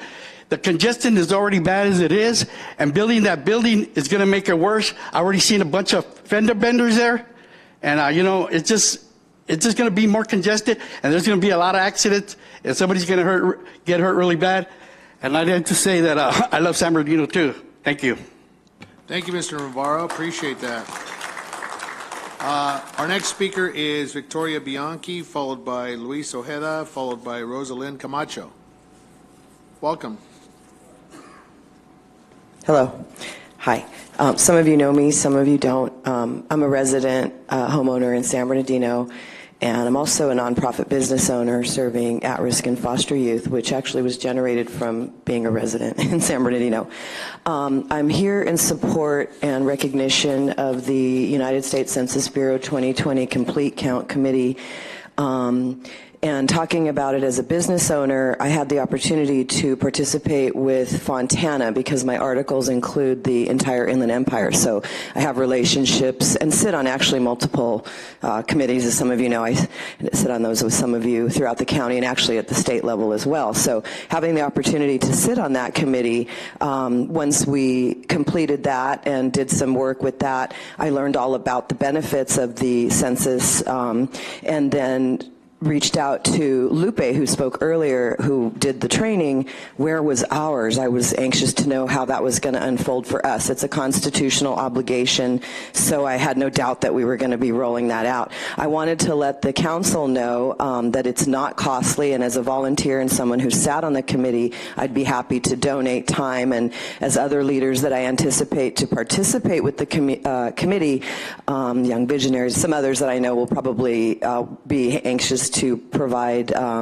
cooperation and collaboration, we would not have an issue with finding a place to meet, so the cost would be low to none. I would buy the snacks, whatever, and you all know I could do that. So the cost would be low to none for the city, but the benefit would be huge. And for education for the public, there's a flyer at the back that's very specific about what it does for us, but it's a benchmark. And if it's not on the grocery list, you're not going to get it. So the census isn't about getting in your business or any of your personal business or anything like that. It's about an open mouth being fed. And if that mouth isn't open or heard, and again, nobody has to do anything there, just allow this complete count committee to be considered and hopefully approved and formed, and I would definitely be a part of that. It would bring up to $675 billion is what we're looking at, funded by federal agencies. And as also a grant writer, I know that we utilize that as reliable information. And if another city reports 10 bombed out buildings and we report 20, but we actually have 100, guess who's going to get that money? So it's really down to the numbers. And so I hope we can look at that. And I'm not here in any sort of political capacity at all. This is about doing accurate assessments so that those needs can be met. So thank you so much for having me. Have a great night. Thank you. Thank you, Ms. Bianchi. We appreciate the support for census, and we're working on it. Mr. Ojeda, welcome. And Rosalind Camacho. Ms. Camacho, you were here earlier. Have you gone home? Rosalind Camacho. Eric Eisenheimer. Mr. Ojeda, welcome, sir. Thank you. Good evening, everybody. Well, the gentleman earlier was asking for positive news in San Bernardino. Well, I have plenty. For one, I want to invite you to do a cleanup on Sunday with Omnitran. 8 o'clock, Waterman at 9. We're going to be helping Omnitran cleaning bus stops. It's a bus stop cleanup that we're doing in collaboration with them every quarter. Also, another positive news downtown, SD Food Fest. I want to see you there. Saturday, 6 to 11. Our event is growing every week. Last weekend we weren't there because Assemblywoman Eloise Reyes had an event there. But after that, we're going to be doing it every single Saturday. Well, earlier I was, listening to some of the comments, and I just wanted to tell the people of San Bernardino and the people that is here right now that this is not the time to complain. I mean, we elect you guys whether we like it or not. Elections are coming. If you don't like what you have, well, you have a choice. You have, your choice to keep what you have or replace whomever is up for re-election. But one thing that I have noticed is that in San Bernardino, unfortunately, if you can see here, it's like we're regular here. The same people you see in every council meeting. It seems like nobody wants to get involved. Nobody wants to do anything about it, but we all complain. So for me, it's something that it's kind of frustrating for me because I've been around the city, and many times I ask residents, you know who your council members? No. You know what ward you live in? No. So they're not even aware of who's representing them. So for me, that's part of the problem, that if we don't get involved in the political arena, how are we going to be able to expect to be represented? Because sometimes at the time you're going to vote, if you don't know what the candidate is standing for, stands for, what are the policies, what are they going to promise, and what are they going to deliver. So when it comes time, then they're going to come over here and just complain why you guys are doing one thing or why you're not doing one thing. So for me, it's about getting informed, getting involved, and at the same time, don't complain. Just let's try to see what we can do for the city. Thank you. Thank you very much. Thank you, Mr. Ojeda. Encouraging words. Eric Eisenheimer. Mr. Eisenheimer, welcome, sir. Hey, my name's Eric, and I just wanted to say that it's been a little time since I've been in San Bernardino. I worked for a local legislator about 10 years ago, and now I'm finding myself involved again. I'm having the opportunity to meet some of our current elected leaders and talk to people in the community again. And I just want to say that I can see that I know that we still have challenges, but I'm seeing some positive changes from what I remember. When I was in the Capitol working for San Bernardino legislation, Inland Empire legislation, I worked on a lot of public safety issues and dealt with the challenges facing the community in terms of crime and in terms of people not feeling safe in their neighborhood. And that is still a fact of life that we deal with in San Bernardino. But the community is getting safer. It's slowly getting safer. There are new programs that are being developed. There's new things happening in the parks. There's new things happening with our youth that are trying to show youth that there's alternatives. There's better things they can do with their lives. There's economic opportunities coming to San Bernardino. There's redevelopment happening downtown. And there's still a lot of empty buildings. And as an entrepreneur, I see it as a tremendous opportunity to remodel some of those buildings and make our downtown something that it really could be. And if you look at a map, the city of San Bernardino is in an amazing location. We've got Las Vegas a few hours in one direction, Los Angeles, Orange County, San Diego. We're right in a tremendous hub to really do some good things. But if we want to attract entrepreneurs, if we want to attract investment, which we're working on it, but if we really want it to come together, we need to work together, because they're comparing our community to Fontana, and they're comparing us to Redlands, and they're comparing us to other towns in our area. And, they want to see a council and a community that is going to work together so that they have a positive experience to relocate here. So thank you very much. Thank you, sir. Our next and final speaker is Mike Mamodi. Hello, sir. Welcome.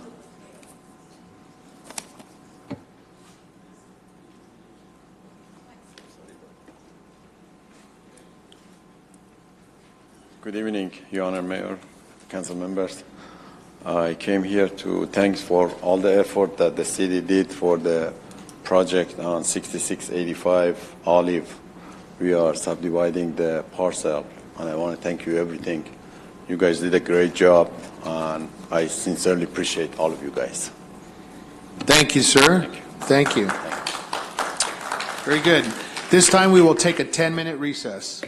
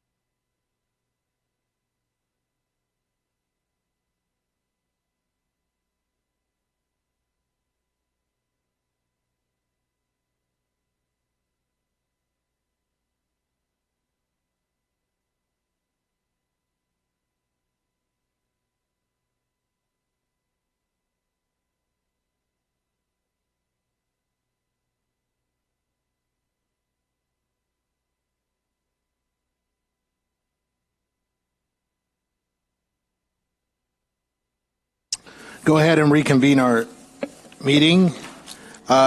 Ms. City Manager, we skipped Mr. Mulvihill. And so, Ms. City Manager, regarding the arena numbers.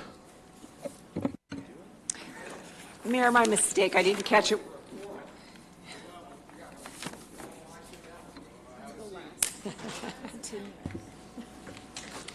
Please proceed, Ms. City Manager. Mr. Mulvihill's presentation should have been under presentations, not staff reports. So if we could just move him ahead, that'd be great. Mr. Mulvihill. Okay, it's my turn. Let me just start off by saying that the reason why I'm making this presentation is that there is a public comment period for a allocation for housing. That's been extended till September 13th. Now I'm going to explain to you just what that allocation of housing happens to be. But again, just to make sure that you realize that the comment period that I'm going to be talking about has been extended to the 13th, and there's going to be a public session available to the on Tuesday, August 27th, from 6 p.m. until 8 p.m., and that's going to be at the Santa Fe Terminal in the San Bernardino County Transportation Authority's Board of Directors room, and that's on the second floor of the Santa Fe Terminal. Now, let me get down to the meat of what I'm talking about.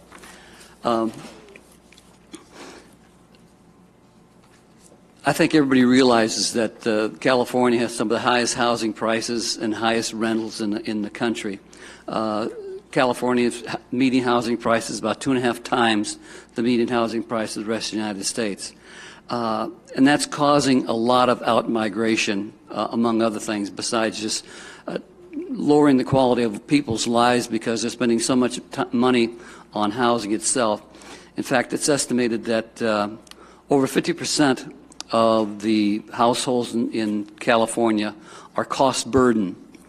Cost burden is defined if you're paying more than 30% of your household income for housing, that means your cost burden, and over 50% of households in California are classified as cost burden.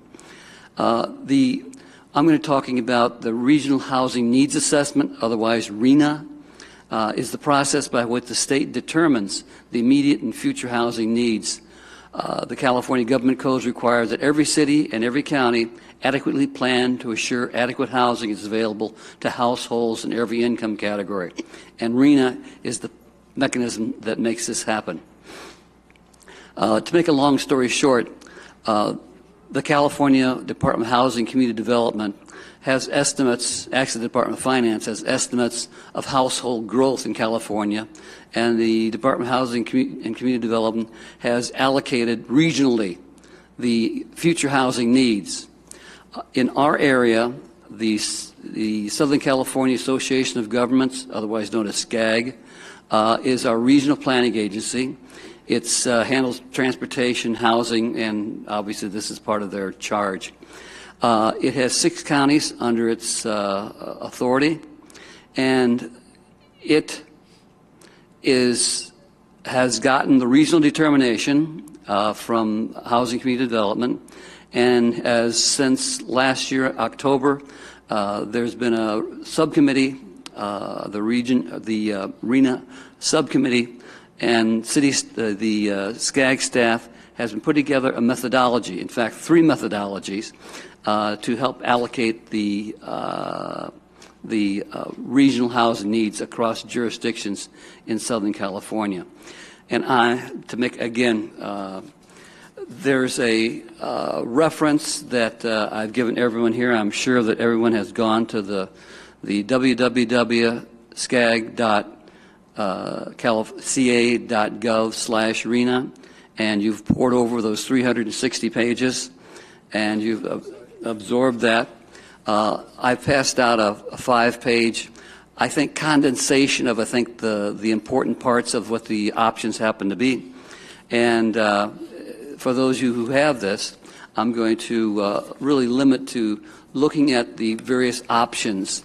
And if you have any questions, you can, I guess, forward them to me. Let's go with option 1. Option 1 divides up housing allocation into existing need, and projected future needs. It has divided up the allocation into three categories.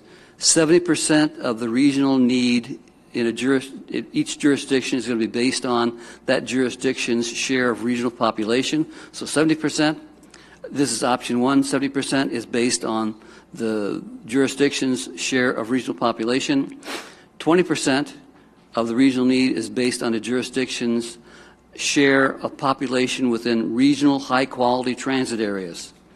High-quality transit areas is areas that are within 1 mile of a transportation, a public transportation corridor that has a headway of its busiest times of no more than 15 minutes. High-quality transit areas.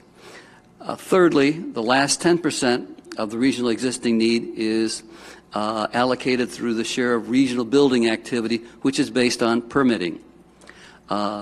Fourthly, an application of 110% social equity adjustment is applied to determine three income categories. How it's going to be allocated among those income categories. Those categories are very low, low, and moderate. So that is the existing need, and then the other portion of that is projected need, and it will assign household growth to jurisdictions based on each jurisdiction's share of regional household growth that's based on local public input. In other words, SCAG has, over the past couple of years, met personally with every jurisdiction within the 6-county area and has received information regarding population growth, permitting, among other characteristics. So, number one, assign household growth to jurisdiction based on local input data provided as part of SCAG's regional transportation plan. 2, calculates the jurisdiction's future vacancy needs, applying healthy market vacancy rates. Healthy market vacancy rate, for example, for housing, home ownership, is 1.5%. For rental housing, it's 5%. In both those situations, the SCAG region is way over those. In other words, we have, and that's, of course, condensed below that. Southern California has one of the most overcrowded housing conditions in the country. Next, assign a replacement need based on each jurisdiction's share of regional replacement needs. In other words, we've had some demolitions taking place, fires have taken place, among other things, so that again, replacement, and obviously we have a lot of blighted housing, and from time to time we get rid of some of that. Lastly, for projected future needs, an application of 150% social equity adjustment to determine the 4 income categories. In this case, 4 income categories. Above moderate is included with very low, low, and moderate. So that's option 1. So there's projected need, existing need, and then lots of categories of information dealing with vacancy rates and with household growth and so forth. Option 2 is much more simple. Total RHNA need is based on 80% of the regional need is based on the jurisdiction's share of regional population. And then 20% is based on the jurisdiction's share of population within high-quality transit areas. And lastly, 150% social equity adjustment to determine the 4 income categories. That's option 2. Option 3 simply uses local input as the main factor for determining total draft RHNA allocation. The total allocation is assigned to a jurisdiction, similar to that as in step 2 of option 1. Except that instead of the share of household growth, option 3 uses the share of regional population growth. And household growth is used by the Department of Finance because when you're talking about housing units, you're not really talking about individuals, you're talking about households. And so when we're talking about housing units, it's probably more realistic to talk about households rather than population growth per se. Now, in my paper that I've handed out, I've compared options 1, 2, and 3, but I think I probably filled you up with a lot of information that,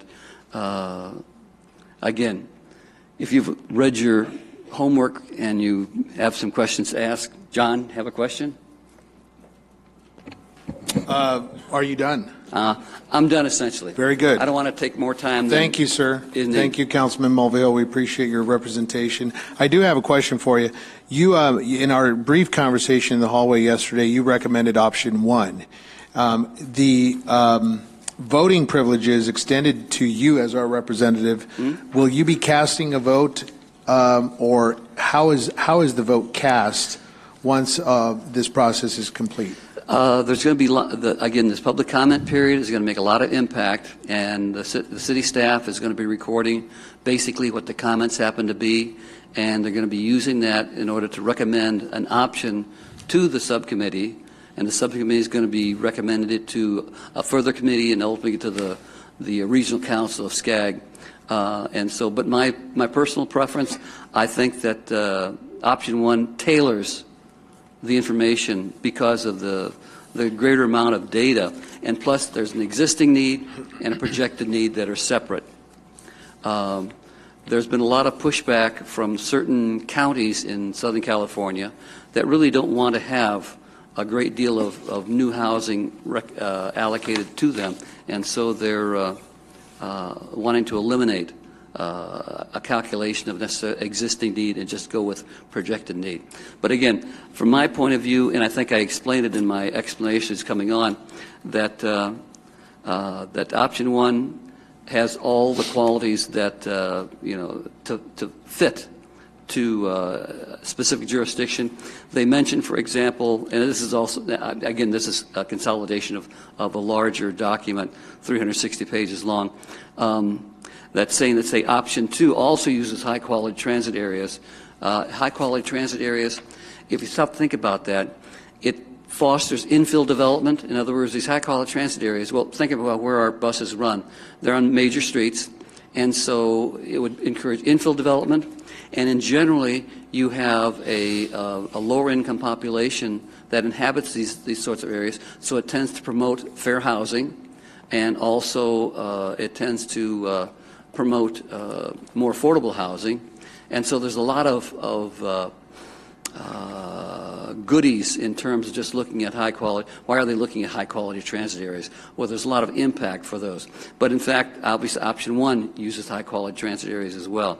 So again, the document kind of underlines the fact that option 2 has the high quality transit areas, but in fact, so does option 1. Thank you, sir. Well, we appreciate it.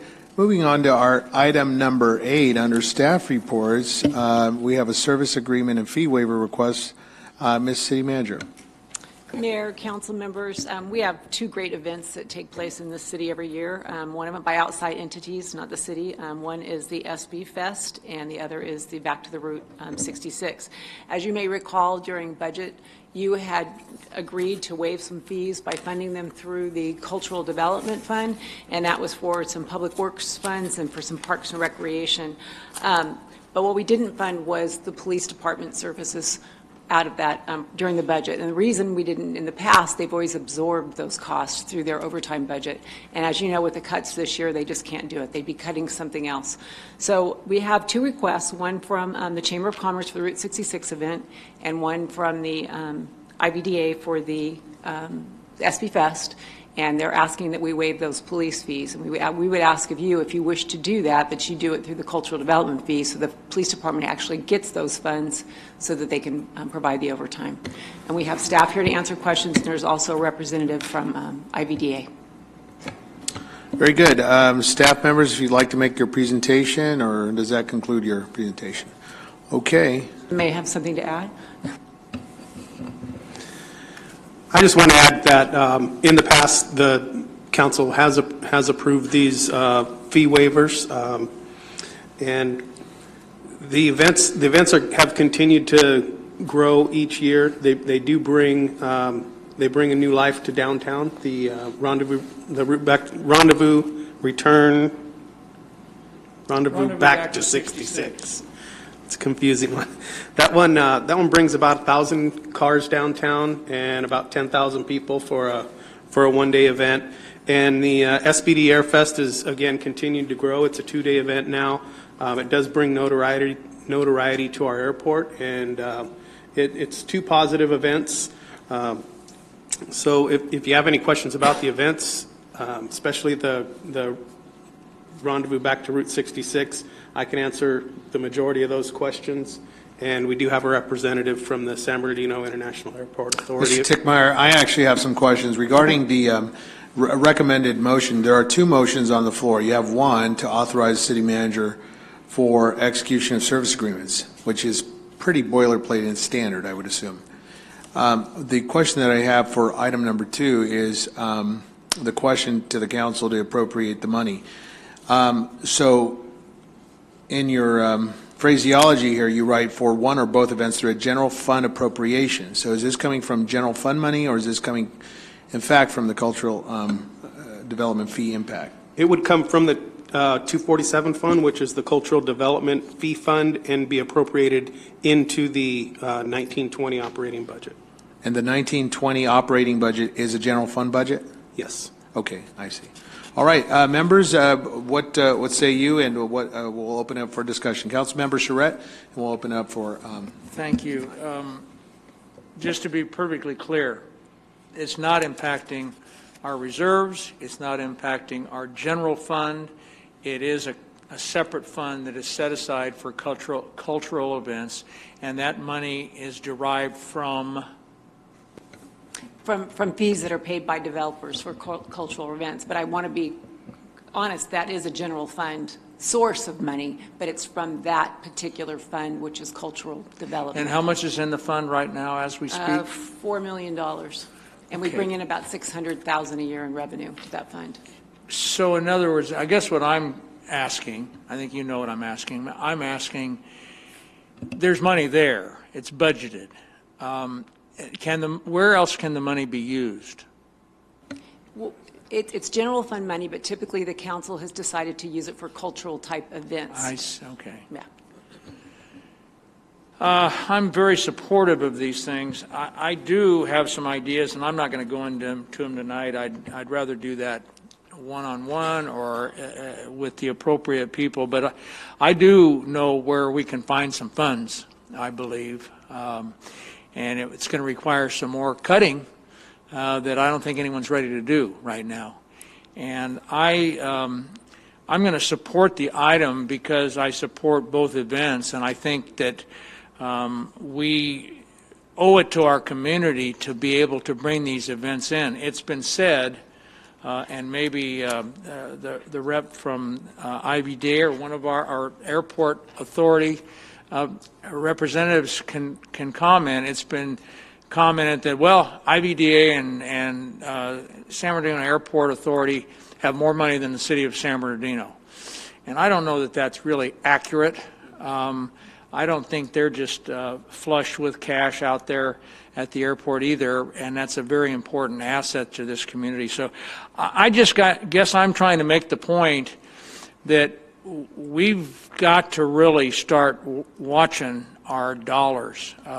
We all know that there are things coming that aren't budgeted and things that we're going to have to deal with, and it's getting harder and harder and harder to address that concern that I think it was Ronald Reagan that says, we're from the government and we're here to help. Well, the government can't do it all. And unfortunately, with some of the retired, it's in the paper almost weekly now with CalPERS and what that's costing the state and costing cities. We can't do it forever. We just can't. And there's another item on here that is going to pass, but I'm not going to support it either. But I'm going to support this one because I think it has a lot to do with cultural events that I think we need to put a happy face on this downtrodden city. Very good. Thank you, Councilman. Councilman Sanchez, we'll start in order on our way up. Any comments? I think that the council member from the Fourth Ward made a good mention of a couple things. He did leave something out, that if we do fund this, and we do have our police out there for the SBD Fest, it's a great opportunity for us to exhibit our friendly and professional police force. We have people from the entire region come out to this event, and to have private security or potentially the county come out and provide security, I think would be a detriment. I think it's a golden opportunity for our police to exhibit their professionalism, the good work that they do here, and put on a friendly face. So I would move that we approve both of these events in their entirety. Councilmember Ibarra, going straight up the line here. Any comments? I had many questions and comments on this. As I'm aware, my colleagues also received the same email. I had a question for the airport, just really quick on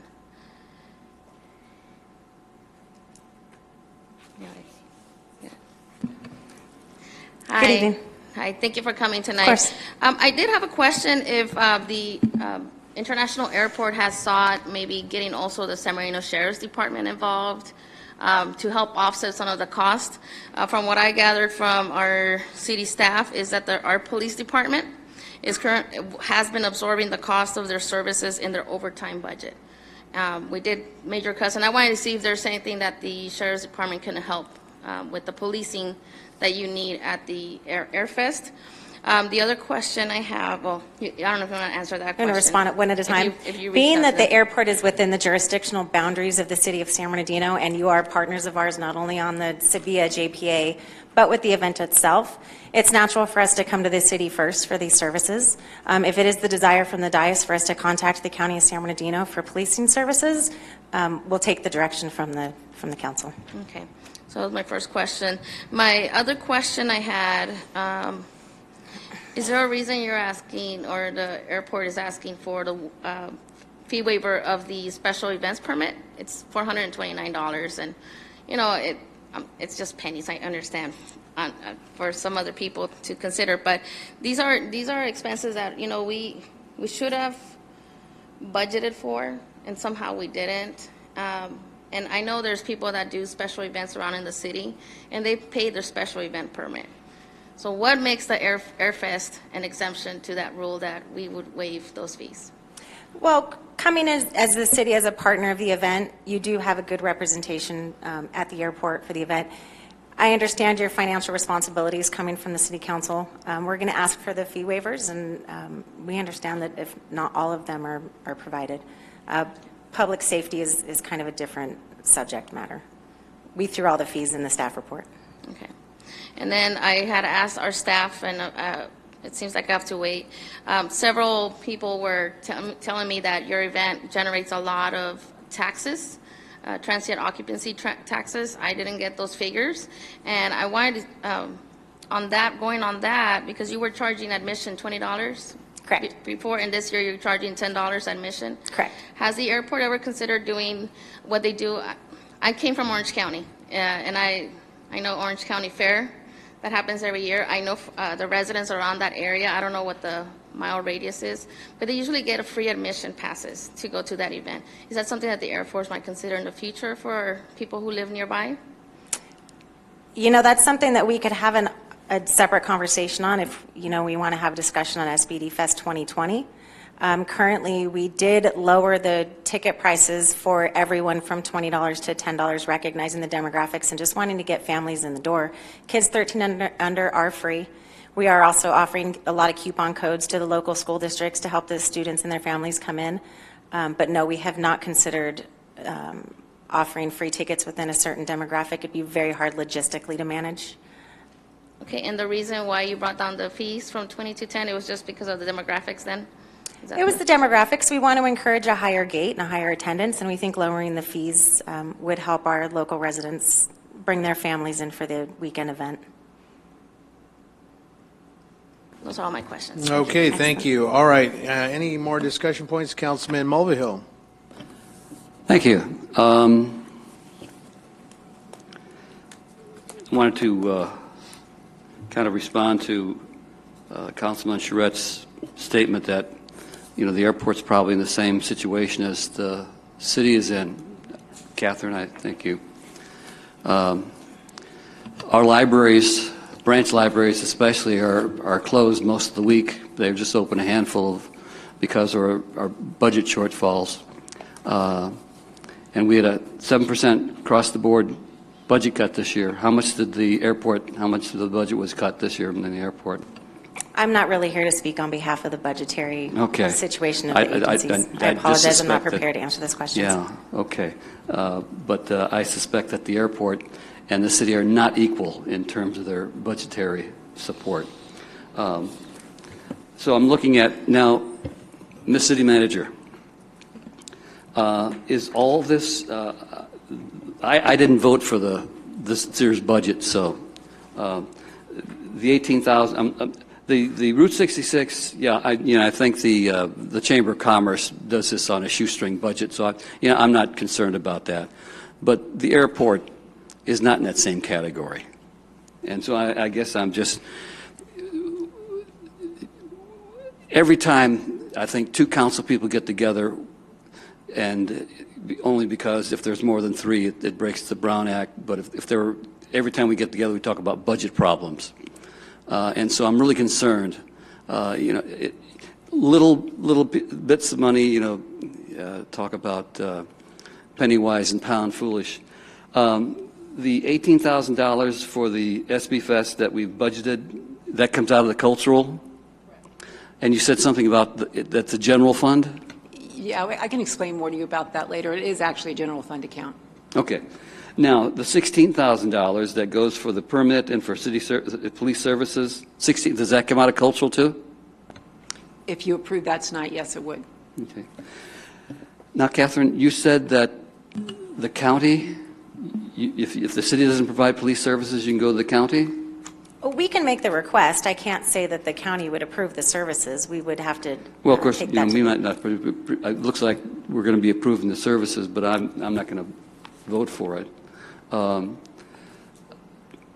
See, I guess, and I would, argue with the people who've said they support this as a cultural feature and so forth. We've got budget problems. And, this is a relatively small budget item. Of course, if you combine it with the $18,000, where we're starting to talk about real money there, get up about $35,000, $40,000. Again, the situation as well as I do, that we really have to be concerned about, the pennies lead to dollars and so forth. So the fact is that if they're going to have an air fest, it's going to be in San Bernardino. The airport is in San Bernardino. And I'm always concerned, too, in relative terms, a lot of logistics out at the airport. But in terms, it's a partnership. It's not just San Bernardino. It's Loma Linda. It's Colton. We're not the only benefactor of what the IVDA does and what the airport does. So I guess my concern is that we're being asked to, forgive this request. Actually, we're being asked to approve this request. And I'm just saying, I'm not going to vote for it because, there's several tens of thousands of dollars. We've been doing this for a very long time. Are we going to continue doing it? I mean, we even did it during bankruptcy. Somehow it just doesn't seem right to me. We should be looking at, and I think we will be looking at more seriously as time progresses. You hear people talking about BK here. I don't think we're in that category yet, but the point is that, there are some circumstances where we can forgive these fees. I can see, again, Route 66. I can see church organizations and certain nonprofits and so forth. But the airport, it's pretty well funded. Thank you. Councilman Mulvihill, I want to join you on your quest to desire more information. Ms. Pritchett, I do have a question for you regarding what Mr. Mulvihill alluded to. The $16,000 roughly that you're seeking from the city of San Bernardino in the cultural fund. Theoretically and technically, I guess, the city of San Bernardino is just a member of this agency. So if I were to do my math wisely, it would be a 1/5 portion contribution. Is that our portion of a 1/5 contribution of $16,000, or are you going to other cities asking other member agencies to join in defraying these costs? We work with each one of our partner agencies and ask for different levels of assistance from the City of Colton, the City of Highland, Loma Linda, the county, and the City of San Bernardino. However, because the police department is a City of San Bernardino department within the jurisdictional boundaries of the city, the fee waiver request for those services will be requested directly to the city.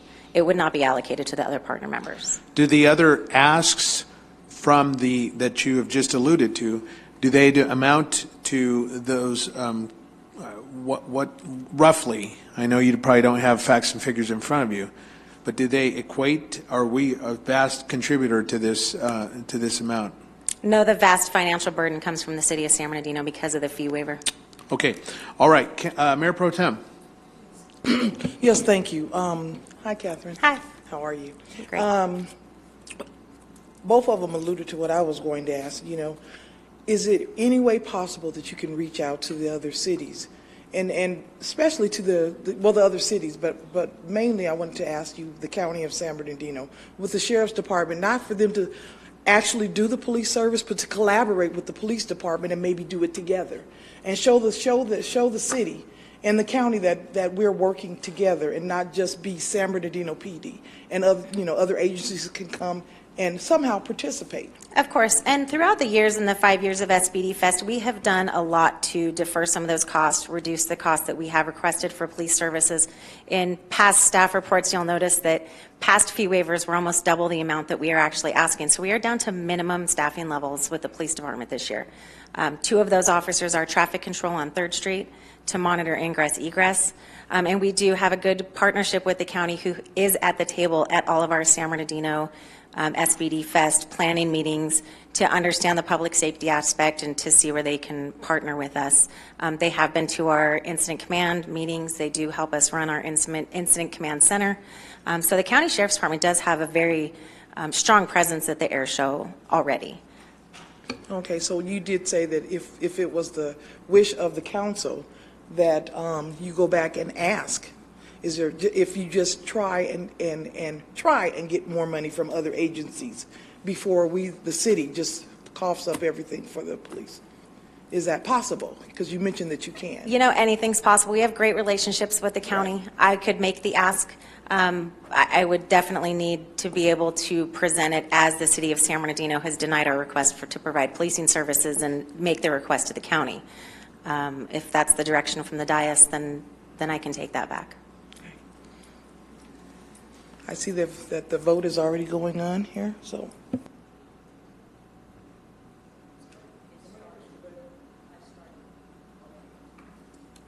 Okay. Does that conclude your remarks, Mayor Pro Tem? Thank you, ma'am. All right. We have the item before us. There's a second and I'm sorry. Move for approval with a second. And if members would please cast their votes. Mayor, just a point of clarification. We're voting on both of them, right? Not just on one. That's correct.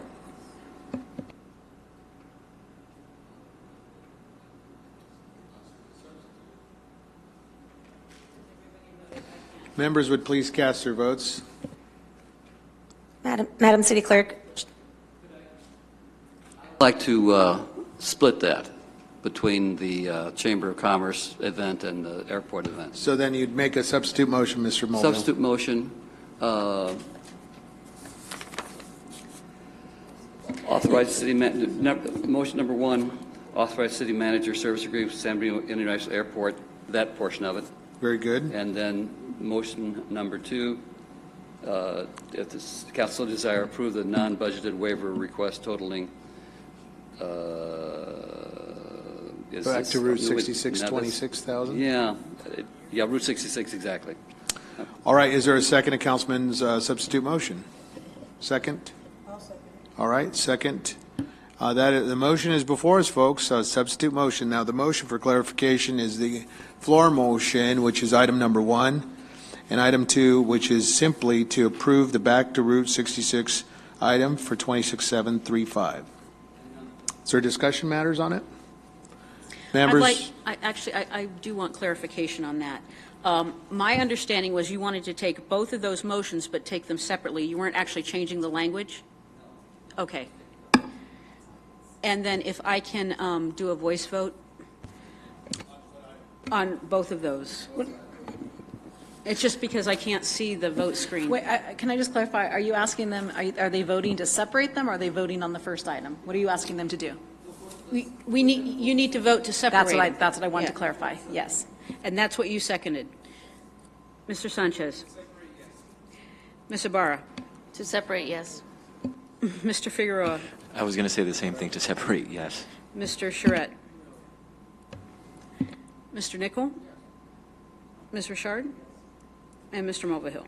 Okay, the item passes 6-1 with Mr. So the item is separated, and Now now you we can have make- the floor motion of number one Correct. with the 26735 provision for back to Route 66. I move to approve item number one, which is for the SBD Airport, SBD Fest, yes. So that'd be number one. Move to approve. I'm moving to approve. I would just like to clarify, in your staff report, it is, you're making the motion, it's not, I understand, the floor motion. He's confused it, but just be very clear, you're making the motion to approve the Chamber of Commerce item? No.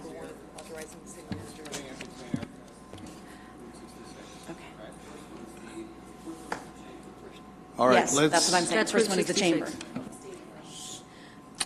All right, members, let's bring this back home here. Point of order here. So what we should do is, let's first vote on the non-monetary issue, which is item number one. All right? Can we do it that way? And then we can get into the sausage making of how we're going to split the money and split the baby. So if you would provide me the privilege of let's vote on item number one. So it's a non-monetary obligation. I'll move item number one. All right. It- There's a second. All right. If It's members, been moved and seconded if already. members would please cast their vote on item number one alone. Thank you. Mr. Sanchez, Ms. Ibarra, Yes. Mr. Figueroa, Yes. Mr. Charette, Mr. Nichol, Ms. Richard, and Mr. Mulvihill. The item passes 6-0. Thank you. 6-0? 7. 7-0, I'm sorry.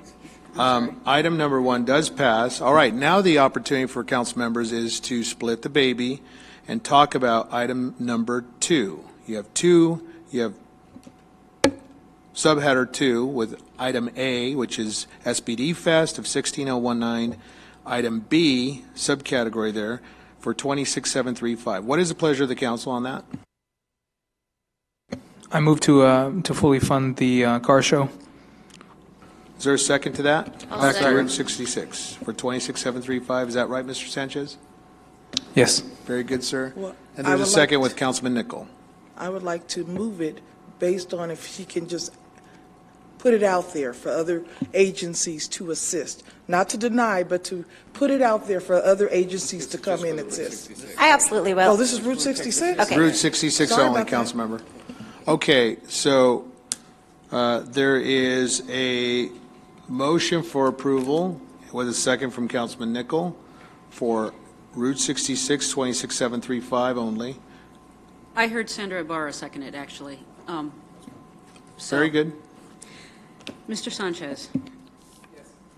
Ms. Ibarra? Yes. Mr. Figueroa? Yes. Mr. Charette? Mr. Nichol? Ms. Richard? And Mr. Mulvihill. The item passes 7-0. Very good, for funding for back to Route 66. All right, so there's opportunity here to either move our SBD Air Force for funding. What is the pleasure of the council? I move to fully fund the SBD Airfest. Discussion on it? I would like to add that one little part to it, that we ask other agencies to assist. Of course. I'll second with, Well, it's already been seconded, so if members would please cast their vote on a roll call.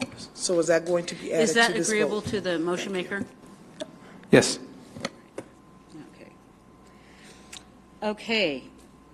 On item B, and this has to do specifically with the Airfest, Mr. Sanchez? Yes. Ms. Ibarra? yes. Mr. Figueroa? No. Mr. Charette? Mr. Nichol? Ms. Richard? And Mr. Mulvihill. And the item passes 5-2 with Mr. Figueroa and Mr. Mulvihill voting no. Thank you very much, and we thank you, Kat, for being with us tonight. Do I need to state my name for the record at all? Are we okay? Kat Pritchett, Kat Pritchett. great to see you. Good to see you. Thank you. Catherine Pritchett. All right, let's Good night. move on to our consent calendar, and we Mayor, will point of poll our order. council members for Point of our order, consent Mayor. calendar. Point of Yes, order. ma'am. Yes, Ms. Ibarra. Okay, point of order. Mayor, members of the council, back in May and June, I wanted to bring up our shelter's current condition, and it fell on deaf ears, or it never got a vote, because we didn't have a quorum, or because our city manager said no Ms. vote Ibarra, was- point of inquiry to you. Point of inquiry. Is this introduction of a proposed resolution or agendized item? No, this is for action item for our Okay. staff. What I'd like to do is, there's going to be a moment for you to do that after items referred to committee, so I'd respectfully ask that you just wait till then, and you can read your statement. We don't want it to go to committee, though. We can talk about it then. It's not agenda. So let's move on to our consent calendar, because that is our consent calendar portion. We will poll the council members. Councilmember Sanchez, any items to be polled? Simply for discussion, pull items 16, 18, and 19 for discussion. Very good. Councilmember Ibarra. I just have a question on number 14 and then number 17. Thank you. Councilmember Figueroa. 16, 23, 24. Councilman Charette. Yes, 14's been pulled. Councilman Nickel. Just to be clear, 20 has been pulled? No, it has not. We'll Okay, pull it for you, sir. No, I just have a quick question to confirm that this will be 2 lanes each way on the H Street project. I was asked that question this evening by email. Apologize for that.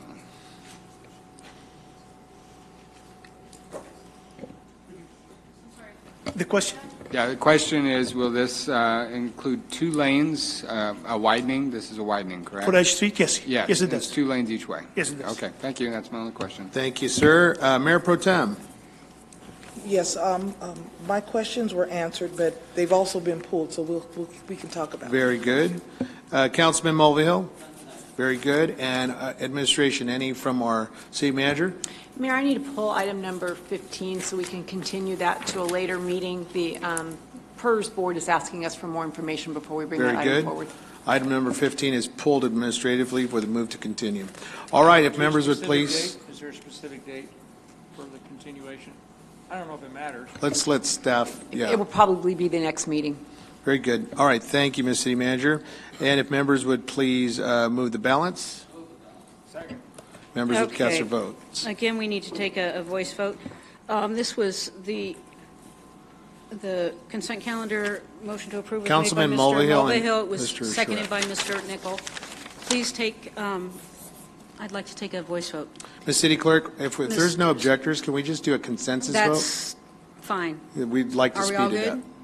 There's no objectors to the balance of the items, so ordered. Thank you, ma'am. Item number, let's go in order. Item number 14, pulled by Councilman Charette. I think Sandra. I did too, Mayor. Oh, Councilmember Ibarra, my apologies. No problem. Just one quick question on this one for Dr. Solz. I hope I pronounced his name correctly. Are we also including our current high-ranking officers to also receive some, oh, hold on. It was item 13. This for now. item's number 13?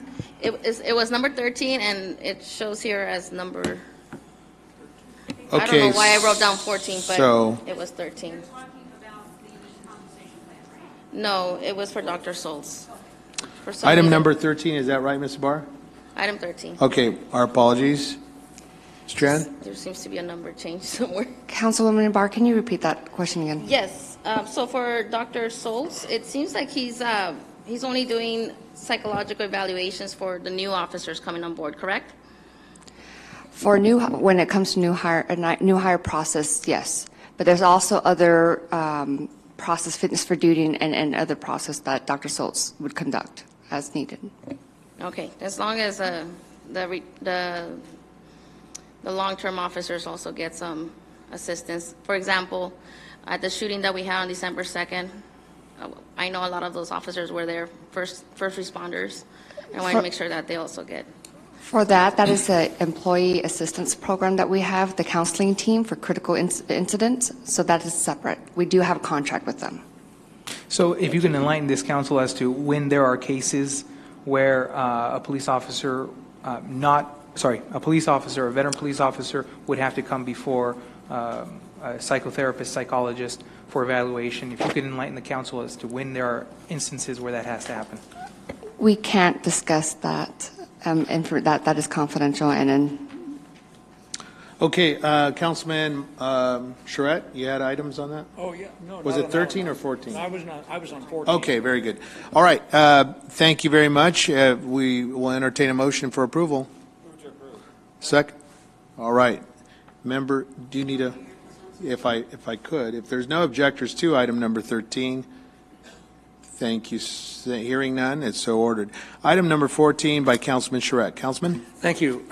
This item is one that's going to pass because it's been approved. It's an MOU, and it has to do with management and with salaries, compensation plan for the police department. And I'm not supporting any kind of raises at this time of any kind at all.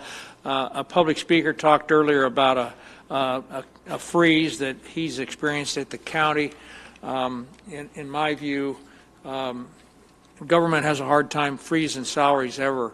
And CalPERS is putting the state of California and a lot of the cities in the state of California out of business, and I just can't support it anymore. So I'll be voting no on it. All right, thank you, Councilman Charette. Members, if we could get a motion for approval on item number 14. Move to approve. Very good. Nickel.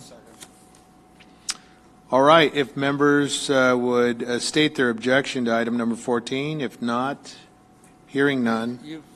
Oh, I'm sorry, with Councilman Charette. My apologies, sir. There you go, so stated, and the item passes. Moving on to item number 16. Item number 16 pulled by Councilman Sanchez, Councilman Figueroa. Councilman Sanchez. I would like a description, a brief description of the scope of their work. I did take a tour of the dispatch office about a year ago, and I know that they have half a dozen screens or a dozen screens each, and they're looking at video footage of intersections. I want to know if that's what these cameras are and how effective they've been, and maybe some of the workload that they've been able to alleviate. Good evening, Mayor and City Council. So the plan is to approve a maintenance program plan for the maintenance of 95 cameras that are distributed throughout the city. Currently, only 28 of those cameras are covered under warranty, and that's a parts warranty only. So this agreement provides for the maintenance and repair of the cameras that are out of warranty, as well as the actual response to repair the cameras that are under warranty, because that's not covered. The parts of the under warranty are covered, but not the labor and so forth and so on. So this, we do have a couple of different locations throughout the police department where the cameras can be viewed real time, or they're actually also recorded so they can go back and view those. And so there's real time. Dispatch has access to those cameras. So if there's a call that comes in where in an area where they're aware the camera is, and they can actually toggle to that camera, see if there's anything that's happening that they can view, and that way they can assist the officer that are responding to the call.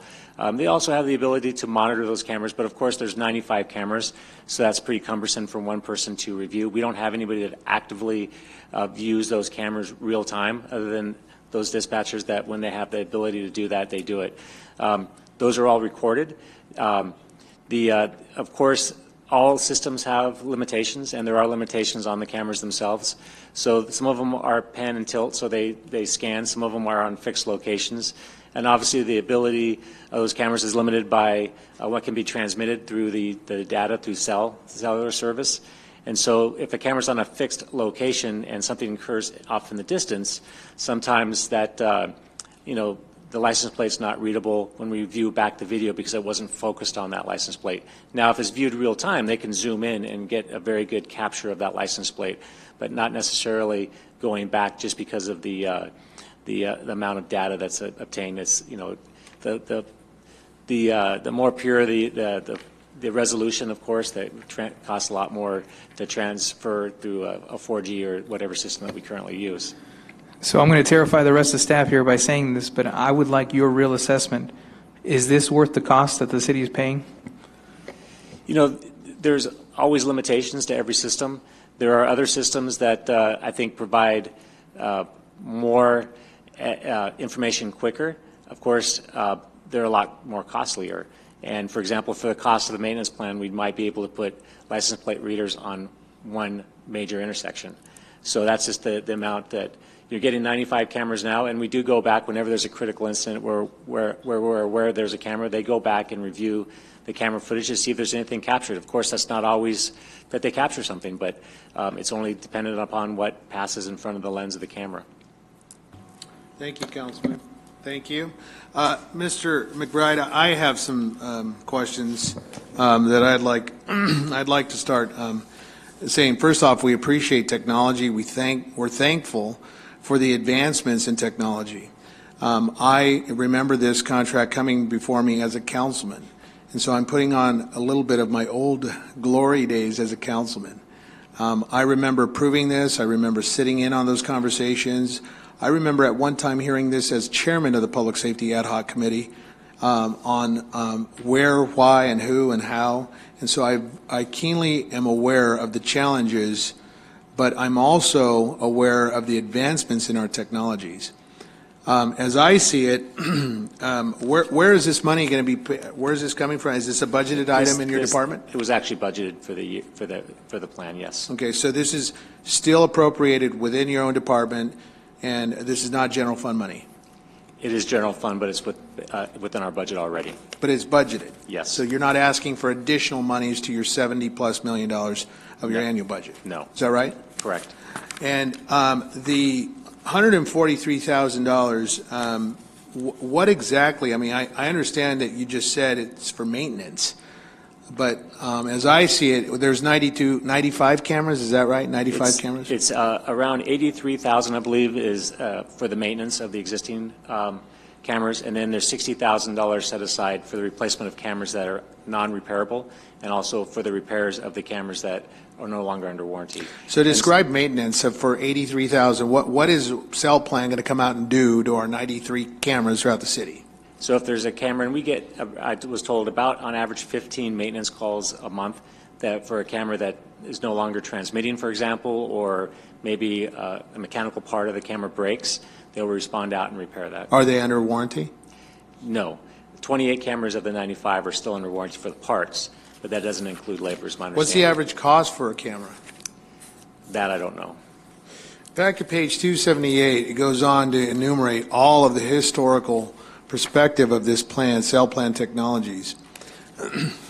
As I read your packet, I read your staff narrative report, you suggest that the RFP went out on or about the springtime of this year, and there was only 2 respondents to it. This firm is in Reston, Virginia, is that right? Correct. And so were there any opportunities to provide that noticing requirements here locally to our Southern California members of the technology field? I believe that the purchasing department puts that out to a wide range of vendors throughout the area, the region, and post it where everybody can view it nationally as well. So the obligation of the vendor is to either subscribe to our bidding process or procurement and to either register or subscribe to it so they can get noticed. Would that be fair? I'm not sure exactly what the purchasing department, how they... You're nodding your head. You're nodding your head.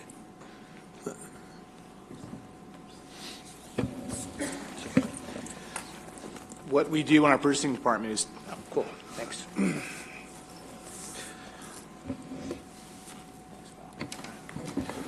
As part of our purchasing policy and bidding policies, we submit these out nationally. So if there is an organization that is interested in a specific type of work that we do, they will typically be part of this nationwide noticing software that we use. It's called Planet Bid, if I understand it correctly.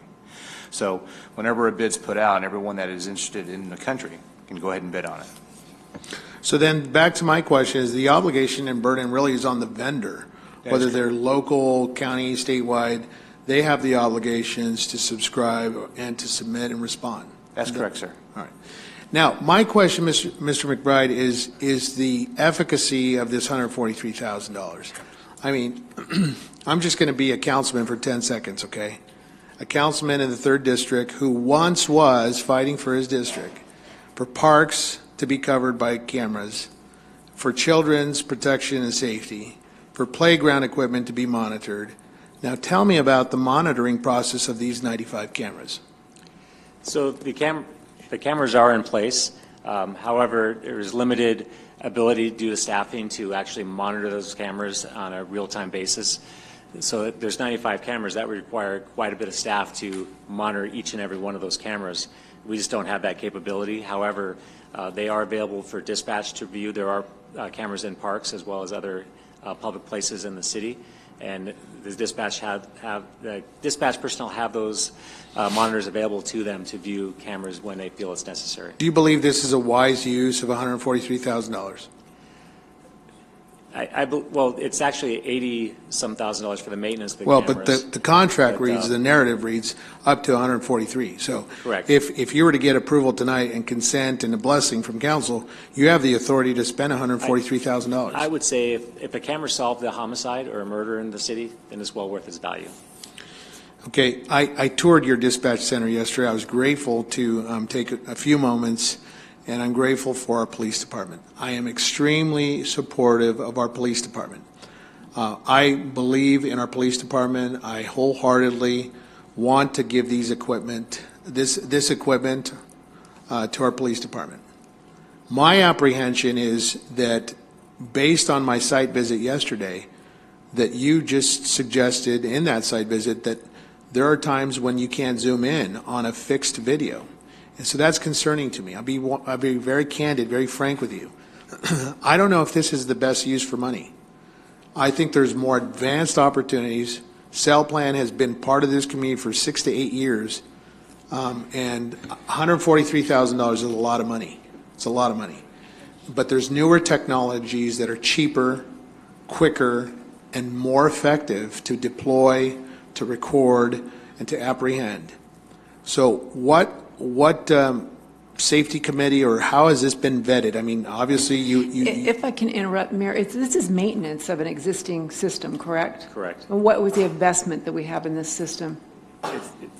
Over the years, I'd imagine it's several hundreds of thousands of dollars through CDBG various- gave money to it. CDBG and UWASI, which was the original grant that was received. By the way, for that Mr. cameras. McBride, I was the chairman of CDBG, and we appropriated a lot of that money for cameras. And just for the history, it was a program that was supported, and the police department was encouraged by the city council in the past to not only have a camera program, but to add that to that program over the years at each subsequent edition.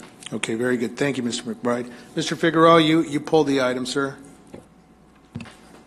Yes, I'm trying to go over the questions that I had lined up here that have already been answered. I see that there's 95. So it's my understanding that nobody's really actively sitting there monitoring unless they're alerted to something specifically happening at that location? Great. The only people that are actually in front of a monitor that have access to it on a regular basis are the dispatchers. Okay. However, they are doing quite a few other things as well. And when they have an incident where that happens and they're aware of the cameras there, they can access the camera and view the situation. Okay. So for the most part, then they're just sitting there kind of in a stationary position. And they're recording, correct. And they're recording. Really, it sounds like it's hoping to catch a crime just based on the positioning of the camera. And if something actually does happen, I think I heard you mentioned that zooming in to try to get a specific feature or a number would be not visible. Think of it as you take a picture and it's a 2x3 and then or 4x6, and then you want to take it to Walgreens and get it blown up to 8x10, it gets pixelated. So something very similar happens with the cameras when you have a video and you try to zoom in at a later date when it's recorded. Okay. Now I heard you mention license plate readers. Can you explain a little bit more about that? I know that you said that it was very expensive, but what's a little? Because it's my understanding that I think other communities in this area are also using license plate readers. Do we have any currently? We do have some license plate readers that are distributed throughout the city, and it's a program that we're adding to. It is more costly than cameras, but it's a technology that captures license plate of vehicles that pass by it, and it's something that we can access rather rapidly to find license plates that have gone through a certain particular area where we just have to query it for that license plate, so it's the feedback's a lot quicker rather than having to view video later and look for something that happened. Okay. Which is preferred? It's obviously it would be a lot quicker just to enter a license plate and see if it's passed through an area. You know, it's getting my gears moving a little bit here as far as the license plate readers. Could we potentially, and this might be more of a legal, these license plate readers, could we offset the cost by putting them in strategic places to also capture, let's say, big rigs driving down the street and charging the fee for something? We have warehouses going up and some of these big trucks are destroying our streets. Could we potentially maybe even have a membership fee that, you know, it provides a company to use our streets exclusively down a certain area? Or if we're trying to avoid or deter traffic down a certain street, could we implement these license plate readers to generate some, maybe not even generate revenue, but just to cover the costs of some of the streets that they're destroying? I would say that red light cameras is something that a lot of cities went down that path, and I'm not sure that too many more have license plate readers, and it's something that would be very similar, I think, that you're proposing, that maybe a fine would be attached to that.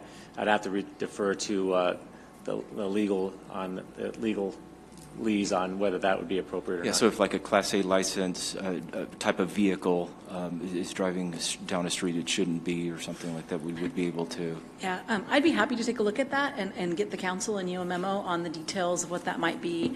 I do just want to remind the council that this was scheduled as a consent calendar item, and if the questions, if you have questions for staff, my recommendation would be get all your questions. If we're not prepared to answer them for you this evening, you can always direct us to bring that back. Okay. But we're just a little bit on the far field of the specific agendized item under the Brown Act.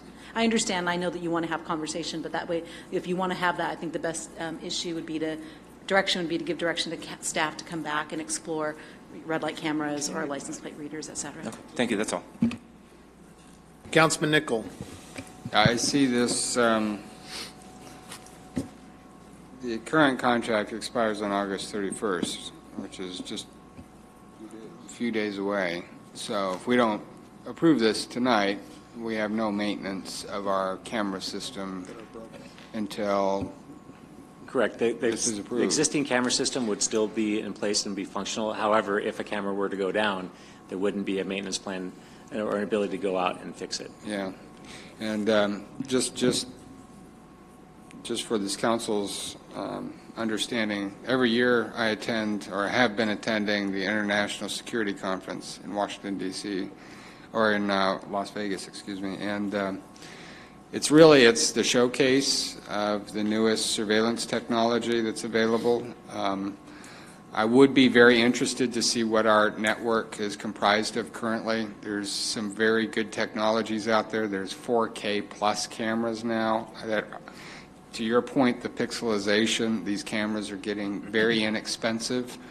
I'm concerned that we may have outdated equipment that we're paying a lot of money to maintain because some of it might be obsolete. There's a point at which the cost of maintaining old equipment becomes more cost prohibitive than just buying new equipment. And I think we need to be very thoughtful because a lot of cities now are utilizing CCTV very effectively. We met a company from South Korea that manufactures Cobra heads now, where they actually integrate the cameras into the street lights, and the replacement, the Cobra head replacement, is equivalent to the maintenance cost of a current sodium. So what I'm saying is I think we need to come back with this item. I'm getting a lot of feedback from other constituents that this is a lot of money, and looking at the fact that we're only maintaining 90 cameras for a city of over 200,000 people is a bit concerning. So I would like to recommend that perhaps, I don't know which committee would be most appropriate to take this and get a full report and get some feedback on where we're at with this program and what makes sense in terms of going forward, whether we maintain the existing system or we start looking at incrementally transitioning to perhaps some newer technology. I'm not really comfortable looking at the amount of money that we're looking at here and whether or not, and hearing just tonight that we have pixelization issues. I mean, a lot of that's been addressed in many cases with some of the newer technology. If we still have those problems, my concern is we may have some pretty outdated equipment. And until I can understand that that's not the case, I have a lot of problems approving more and more money to go up to maintain equipment that may be obsolete. So, Councilman, I'd like to make a recommendation. If your motion is to move it to committee, the Economic Finance Committee would be appropriate, seeing that safety has a public impact on our economic future. Would that be your motion? I would assume, I'll defer to staff. I know City that's an Manager? ad hoc committee. I don't know if there's any Ms. City Manager, authority would that committee would have, but Ms. City Manager, what would be the appropriate manner in which to refer this item for additional review and consideration? Perhaps the Budget Committee, I mean, I'm not really sure if this is economic development. Well, there is no budget committee. But Would you there's like staff to come back with some recommendations for you and do some research? Well, I just don't want, I think we've kind of exhausted the conversation tonight, and I know we can't go down a bunch of rabbit holes, but I think we actually do need to have an extensive conversation with the council to determine whether or not we may need to reconsider this program, or may need to consider some significant modifications to this program before we commit ourselves to another maintenance contract. I would suggest, if you're going to send it to committee, to create a committee just for this purpose. But Mayor, if I may? Staff do some. Yeah, hold on, Mr. Sanchez. Ms. City Manager, we have an Economic Finance Committee established. Why create another type of deal? We have established, I mean, the fight weeks ago was that we're creating too many ad hoc committees. So there is one within the purview there of the council members. It's created, it's duly ordained and established. That would be the recommendation. I think we've had some good conversation on this.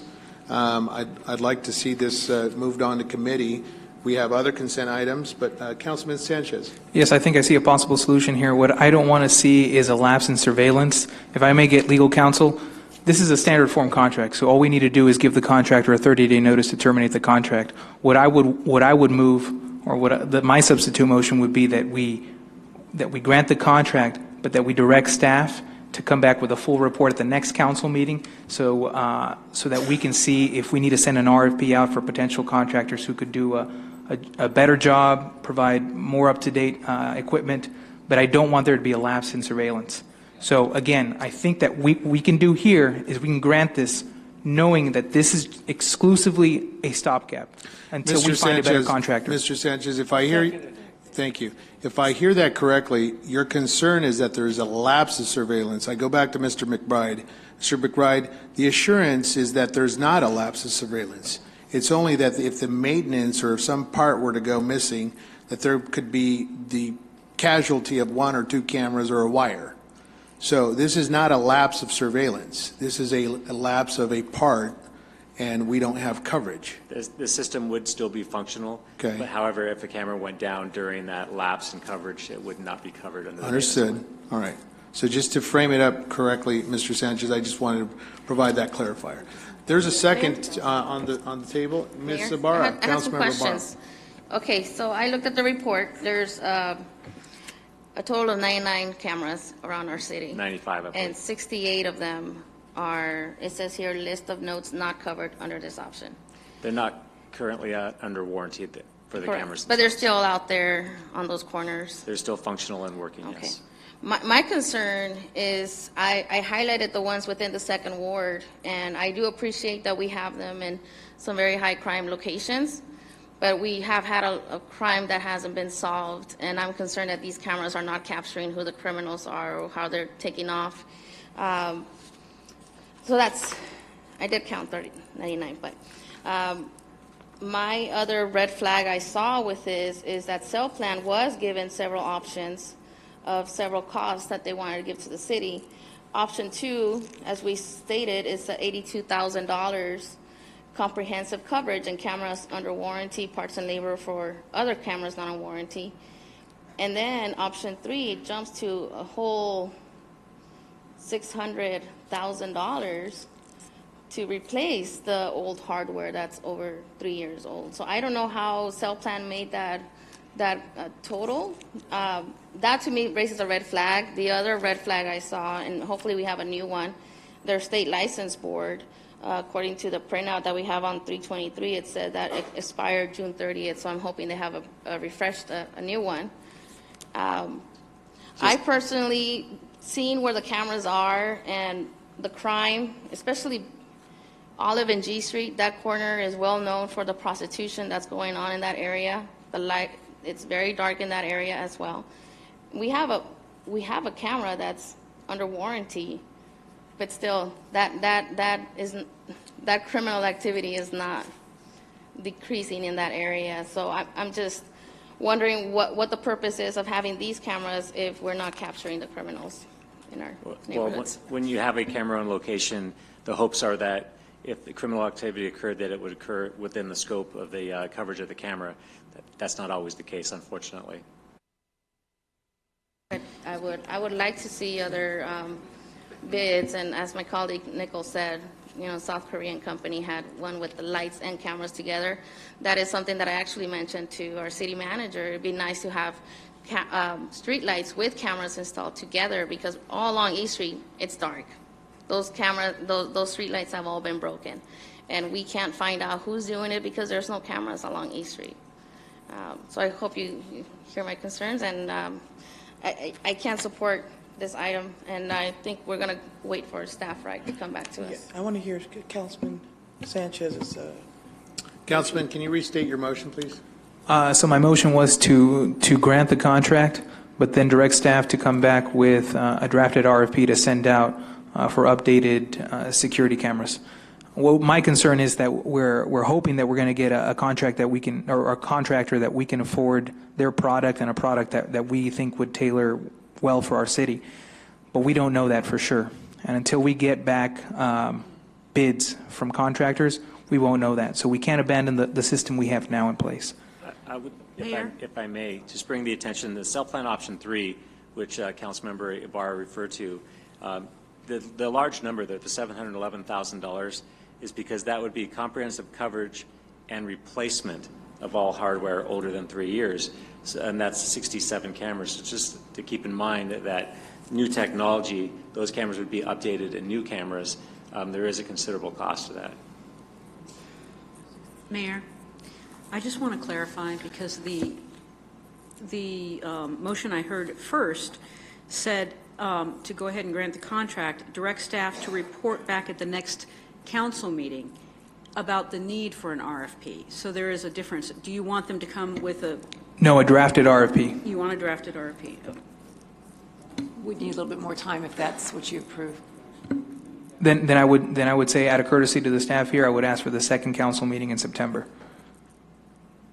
A drafted RFP that we could then review and then give our blessing to, and then send out to contractors. Okay, Councilman, thank you. Councilman Charette. Yeah, I seconded that, but I hear what the staff is saying, and that is, and I hear what you're saying.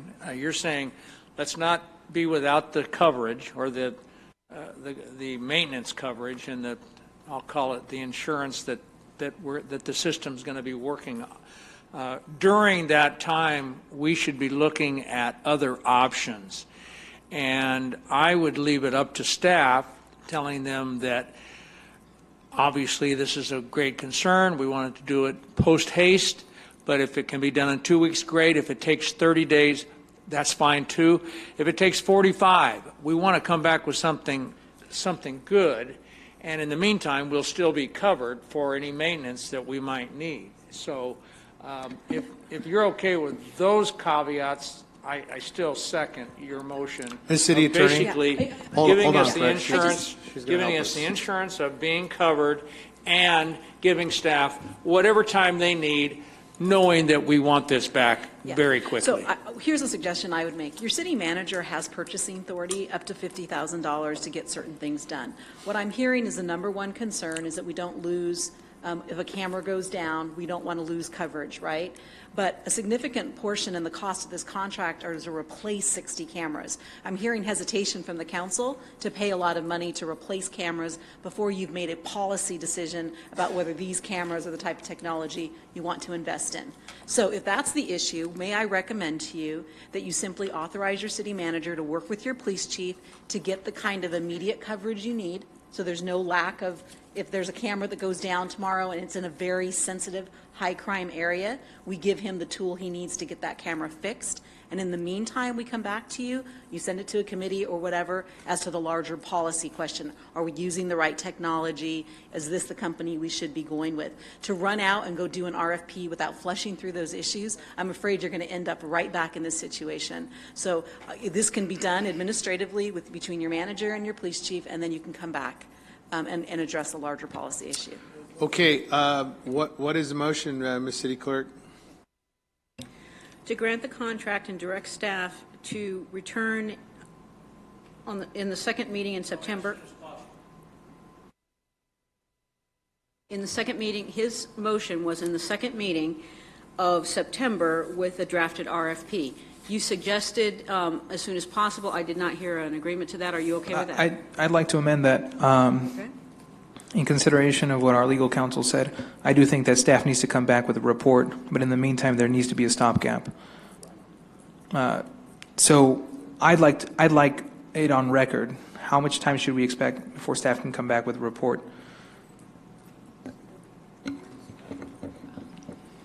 45 days? 45 days would be good. That would set us up for the... We'll work with purchasing,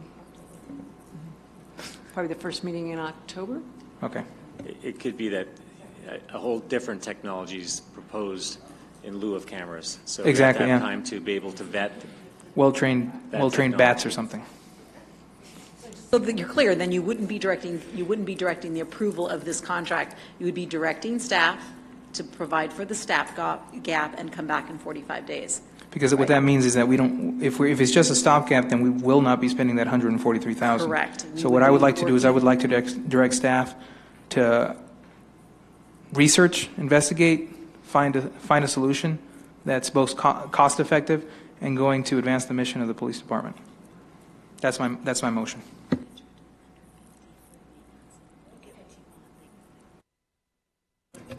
I'm still seconding. Second to it by, Councilmember Charette. Yeah, I'm sticking with it. All right, members, if we would cast our vote on that motion, please. Please, by voice. Mr. Sanchez? Yes. Ms. Ibarra? Yes. Mr. Figueroa? Yes. Mr. Charette? Mr. Nickel? Ms. Richard? And Mr. Mulvihill? The item passes 7-0. Very good. Item number 17 was pulled by Councilmember Ibarra. Councilmember. Just a quick question. Is this result of the power outage we had on August 1st? No, the police department has always had a generator as a backup power source in the event of a power outage. And so it was built into the police station. So we have to have backup for our 911 systems, our IT, the servers and stuff like that. So it's something we've always had. The current service contract is expiring. Thank you. That was my only question, Mayor. Mr. McBride, the cost is about $17,000 a year. It's a 4-year contract. Is this new equipment? The generator itself is not new, no, but it would also have a replacement if it goes down because we lease the generator. So if the power unit were to be somehow diagnosed or tested that it's not operable or is due to fail, then it would be replaced? Correct. And under warranty and under a service agreement, it'd be replaced? Not under warranty, it's just because it's leased, they would replace it with a serviceable generator. Okay, members, if there's a motion for approval? Second. All right, if there's no objectors, it's so ordered and moved. Item number 18 and 19, Councilmember Sanchez. Before I recognize Councilman Sanchez, I have some questions.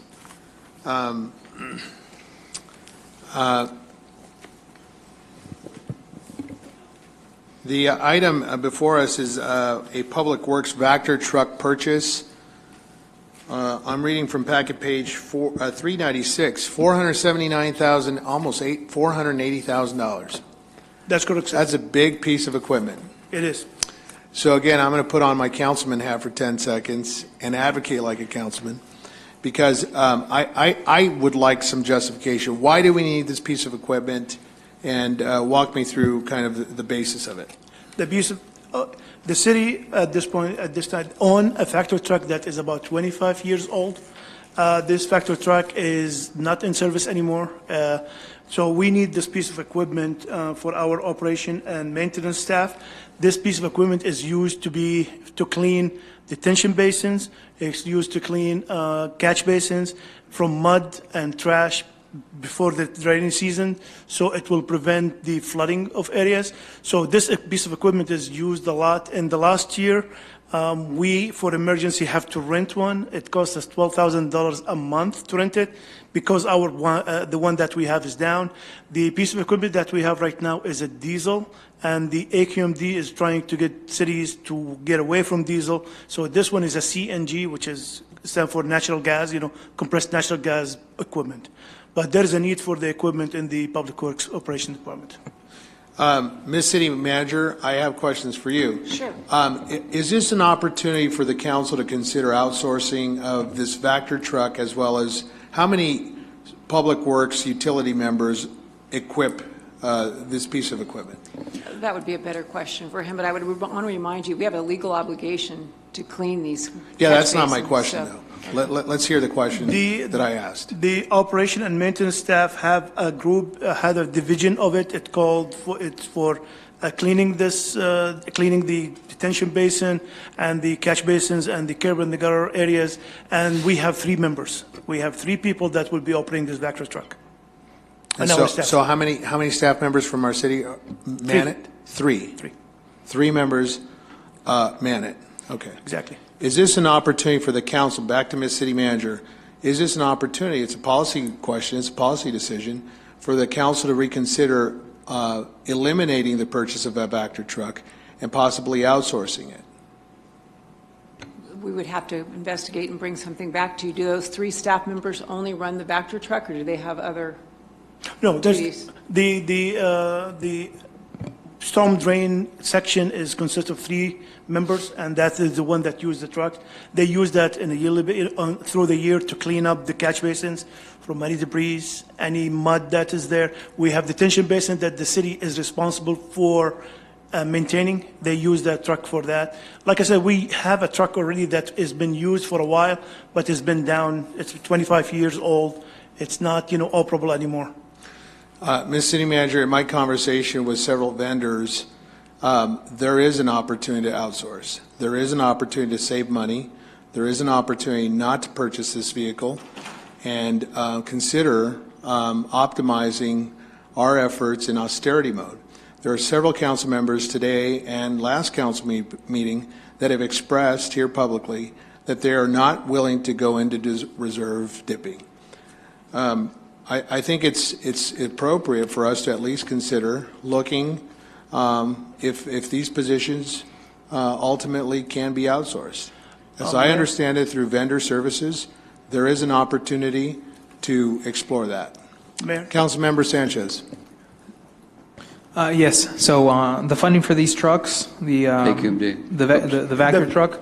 The funding for these trucks come from AQMD. It have nothing to do with the reserve. It have nothing with general fund. AQMD have been given the city these funds to purchase this piece of equipment. We were been told earlier through an audit from AQMD that the city is not utilizing the fund the way it should be because of that for this particular piece of equipment, and they're threatening to take these funds and give it to another city if we do not utilize it. So you received that correspondence via email or something? That was a conversation that we have with them via phone because of we asked them about because we give them the spec for the Vector truck to see if it will be qualified for the funding, and they said yes, it is. So now the potential for contracting out. So would contracting out be covered by the Air Quality Board?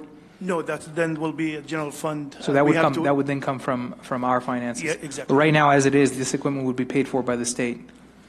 Completely. Okay. By AQMD funds, yes. Does that conclude your remarks? Yes. Thank you. The opportunity really is ultimately, we understand that AB 2766, we understand the sourcing. We understand the funding mechanism. I do. I don't know if every other council member does. I do. I get it. But my point is this to staff is this the most best use for $480,000? And now I'm talking to taxpayers. When we have the opportunity to outsource it and rent this piece of a vehicle, I'm just saying, are there opportunities to explore those and create efficiencies within this division? Councilman Mulvihill.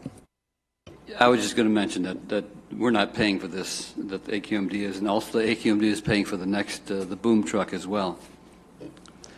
And,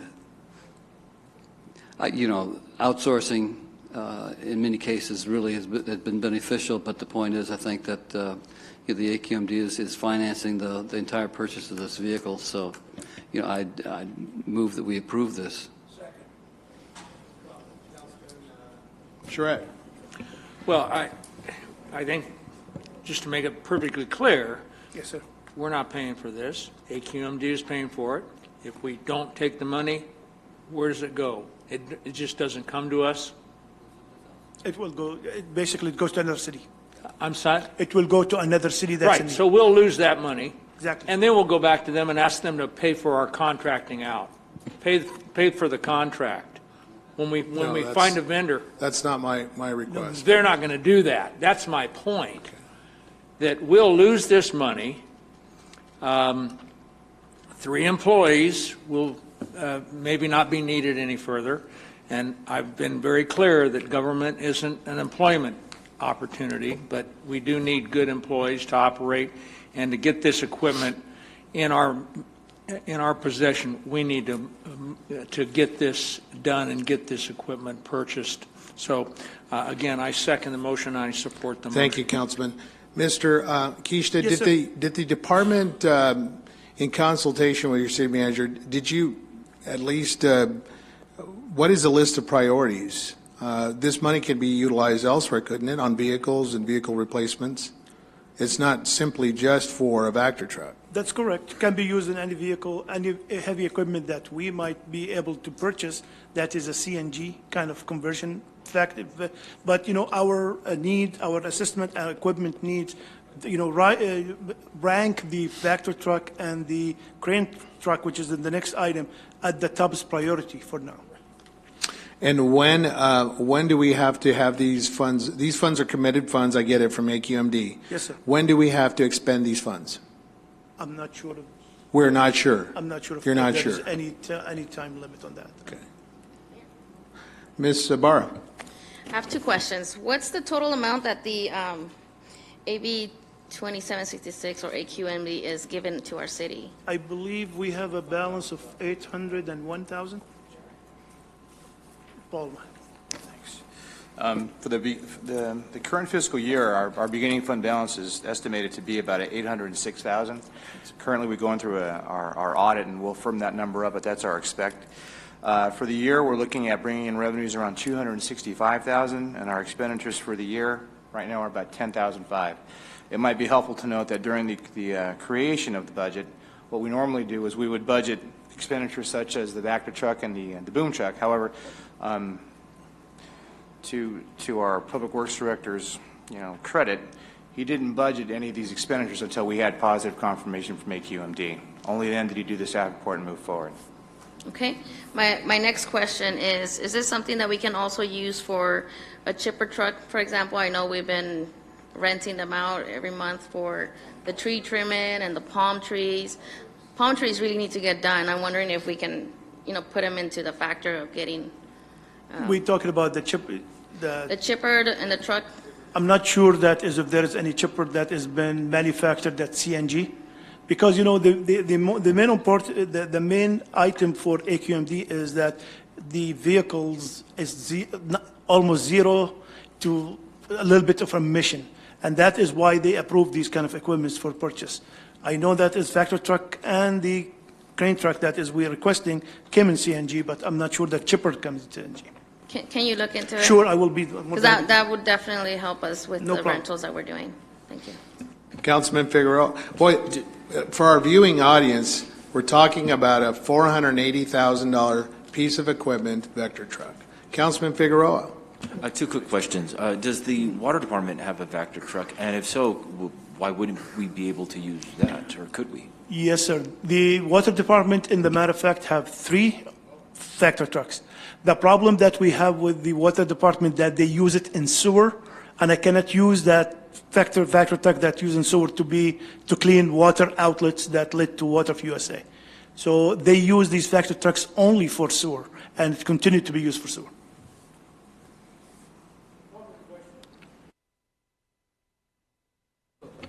Councilman Figueroa, does that conclude your comments?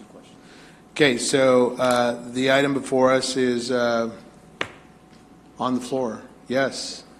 Are we still here? The motion was made by Mr. Mulvihill. It was seconded by Mr. Nickel. And if you want to do a voice vote, Mr. Sanchez? Yes. Ms. Ibarra? Yes. Mr. Figueroa? Yes. Mr. Charette? Mr. Nickel? Ms. Richard? And Mr. Mulvihill. Item passes 7-0. Very good. Item number 19 is regarding another piece of equipment. Crane truck, kaboom truck. $220,000 boom truck. Councilmember Sanchez. First of all, I want to commend the mayor because I think he wants to make sure that we're spending money where it needs to be spent. What I see every day in my ward are vacant lots with overgrown weeds, trees that need trimming. We want to make sure that we're picking out the right equipment. In reviewing the Assembly Bill 2766, these pay out quarterly. Do you know what our expected award will be a year from now, 6 months from now? Because I would like to know that we will have money in the future to spend on some of the machines that I think are going to most impact the residents in my community. Typically, our AQMD funds they're given out quarterly, and on an annual basis, they'll let us know for the next fiscal year. I typically get those numbers March or April. So in the current year for the next, and that's basically done by, their assessments. I can't control that, and outside of this year, I couldn't tell you with certainty. Okay, but there is a pretty consistent trickle. Yes, sir. Okay, because what I want to see in the future is I want to see several things. I want to see a machine that's going to be able to quickly and efficiently pick up all the trash at the illegal dump sites. I have them in my streets, in my neighborhoods, everywhere I turn, they're there. We can have skid steers, we can have mini excavators that can do that. They would, I believe, all qualify under the requirements of this Assembly Bill, considering most of the machines coming out nowadays are final Tier 4, which means most of these machines, despite being diesel engines, emit zero pollutants. They emit only water vapors. So I do believe that these would qualify, the machines I'm talking about, and that's what I want to see. I want to see a priority set for that, because I think there is a real frustration that the illegal dump sites, overgrown trees, the machines that could quickly clean this mess up with 1 or 2 city employees, they're sitting there, right? We have machines. How old? We have skid steers, right? How old are those skid steers? How many hours do they have on them? I'm not sure how many hours, but I think that the average was 18 years, 15 to 18 years, the average the equipment that we have. So apart from being very inefficient because of parts constantly being needed to be replaced, maintenance, these machines are probably, we shy away from using them because of the age, their outdated nature, right? Yeah, the staff right now evaluating what equipment we need for this, since the Public Works took over the parks in January, so we are trying to the maintenance of the park. So we are trying to assess to see what equipment we need, so we can come up with the list and see if it's qualified for the AQMD, and we can apply for MSRC funds to get this equipment, and that will help us out. Then we will come to the council, say this is the equipment needed for us to do the maintenance in the parks, and this is the cost and where the funding come from. I think you have a very clear message from myself, from the mayor. We want to see these machines next in line. But right now, I move to approve the purchase of this boom truck. There's a motion as a second. Mr. Kishta, Mr. Sanchez brings a lot of great points regarding some of the equipment necessary. I have questions regarding number 18, or 19, I should say. This is a boom truck for $220,000. Yes. How often do we use a boom truck? This boom truck is used for when we have a signal light crash. It's a 55-foot span.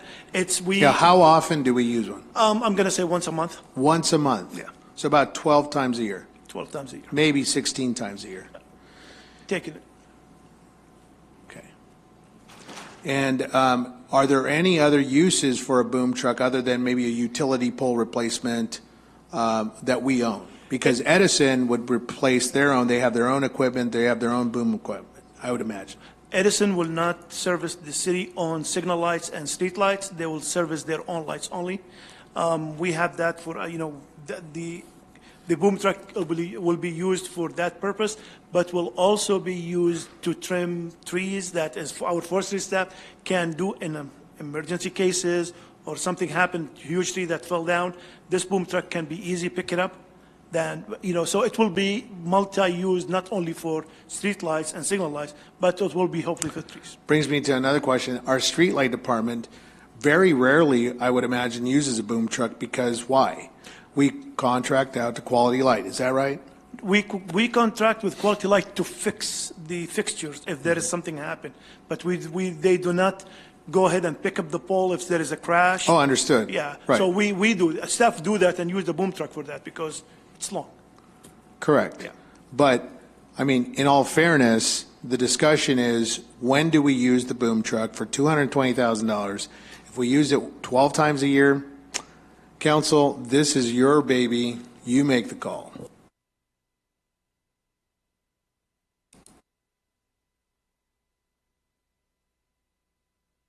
Calling for last discussion items on the approval of a $220,000 boom truck used once a AQMD's month. paying for it.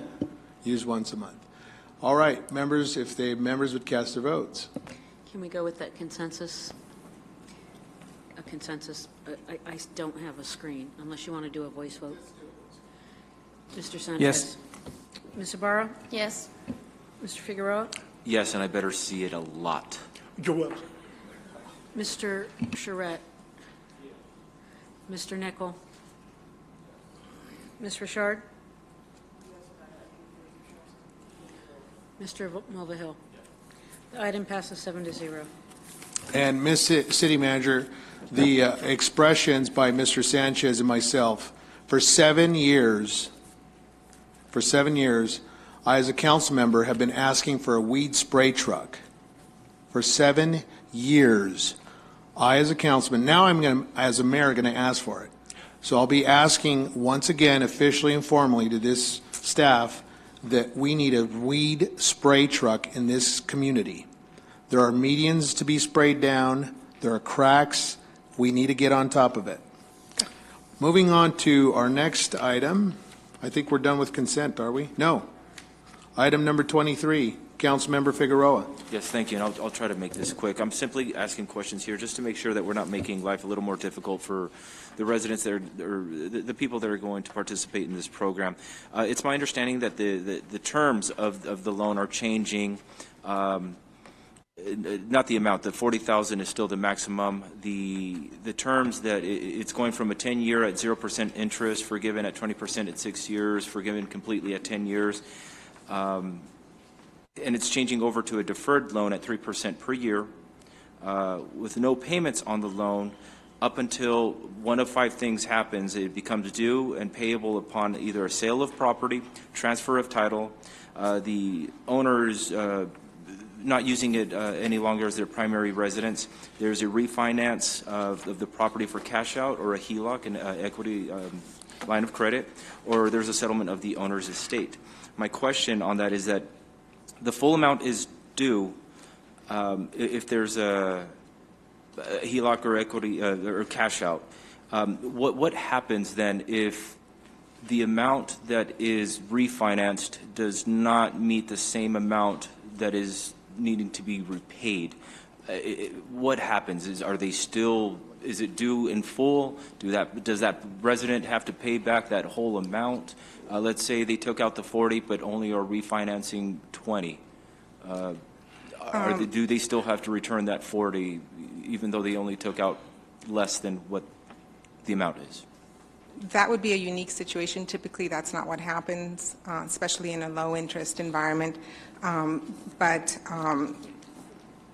If the loan is taken out and we're put in a junior position to that new loan, then we would request a repayment. It's a matter of our security on that one. I've done programs like this before. I don't think I've ever seen anyone take a loan out for a smaller amount. Our concern, too, is that the loan-to-value in their property not exceed 90%. So it'll depend on those sorts of variables. If the house, let's say the loan-to-value is only 60%, then we would say, well, there's enough room to protect our interest in that, and that's not an issue. If the loan-to-value, once they take out this new loan, whether it's a lower amount or not, then exceeds that 90%, then we would say, no, that's not something that we would support you doing. We need our repayment. Okay.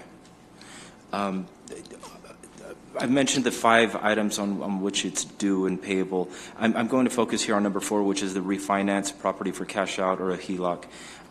In there, it is not included, and I just wanted to make sure, for legal reasons, that a home equity loan or a reverse mortgage is also considered part of a refinance property for cash out or a HELOC as well. Yes. Is a reverse mortgage also included in that Yes, as well? it would be. Yes, it would be. So they would have to pay back Yes. on a reverse also? Yes. Okay.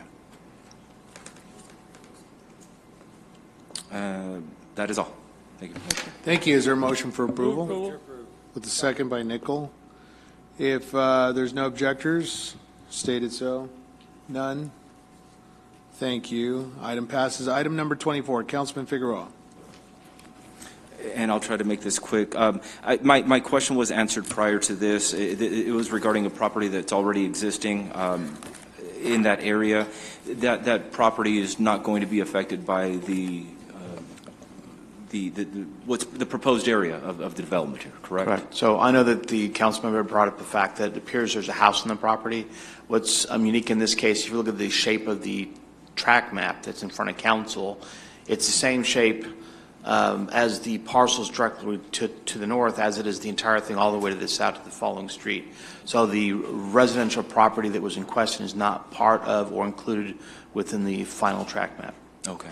And I also want to take this as an opportunity to also start thinking ahead as far as the safety in that area, especially the Verdemont area, with fire concerns, floods, mudslides. The wind is a whole separate issue. But, as we grow in that area, and that's fine, good positive growth is welcomed. However, we need to be mindful of that area. If there's a disastrous fire that's blazing through that area, there's only really one exit route, and that is, Palm and Kendall in that area. As far as there's thousands of residents in that area. Let's say there's some fire coming through and we need to evacuate thousands of people. They all have to funnel through Palm. Are we in any talks or communication with Caltrans or anybody else, or I'm not sure which agency, to maybe start thinking a little bit north on the 215 to open up another on-ramp, off-ramp? I know based on feedback from my staff, there has been some consideration of looking at that. Of course, as council's aware, we have had a number of track maps come through the process. So there is some consideration. What I might suggest as we move forward with the update to the comprehensive general plan, that might be something we look at more in depth. Part of that's going to be a transportation circulation element.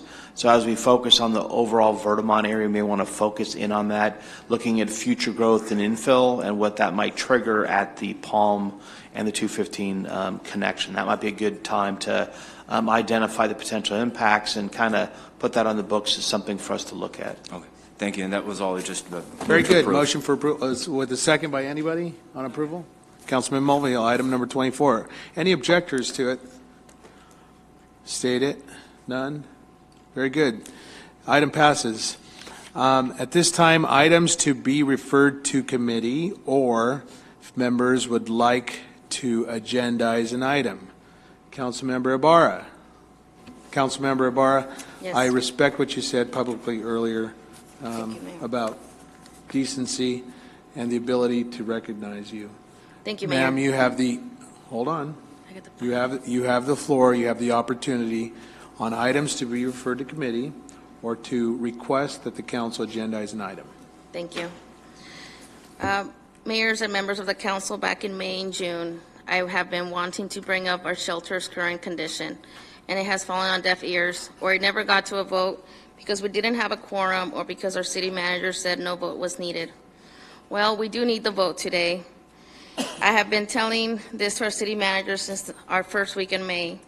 What we're looking for is for bid for shelter repairs. I did thank you for the email. My colleague Sanchez spoke to you as well, and we wanted to see if we can go ahead and on the email that you sent us, you gave us two options. Option one is to repair or bring the shelter up to current code. This includes everything the city needs to operate a completely legal shelter. We will need to ask our on-call architects for proposals to give to us with the cost estimate to evaluate the shelter. And then once we select one of the proposals, to bring it to council for approval.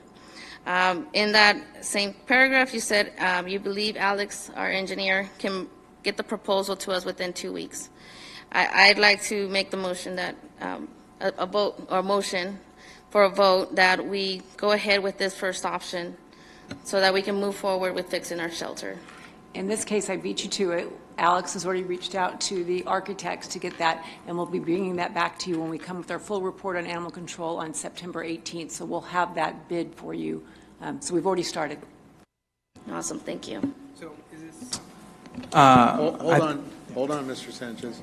Ms. Ibarra, do you have any other items to be referred to committee, or would you like to agendize any other items? That is the only item I've been trying actually to agendize since May, so. Okay, does that satisfy your query on that? No? Yes. Very good. Okay, ma'am. Ms. Ledoux, you have made a commitment to the council to bring it back before September 18th, and so we anticipate...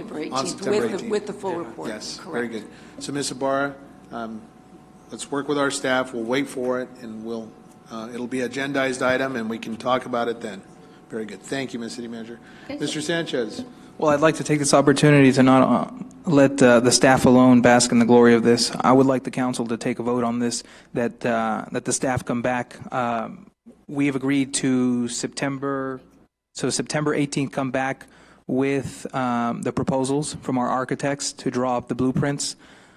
So I would like a vote. I think it's a great opportunity for this council to get on the right side of public opinion, of history. So I move that we direct staff that they come back with their what would it be?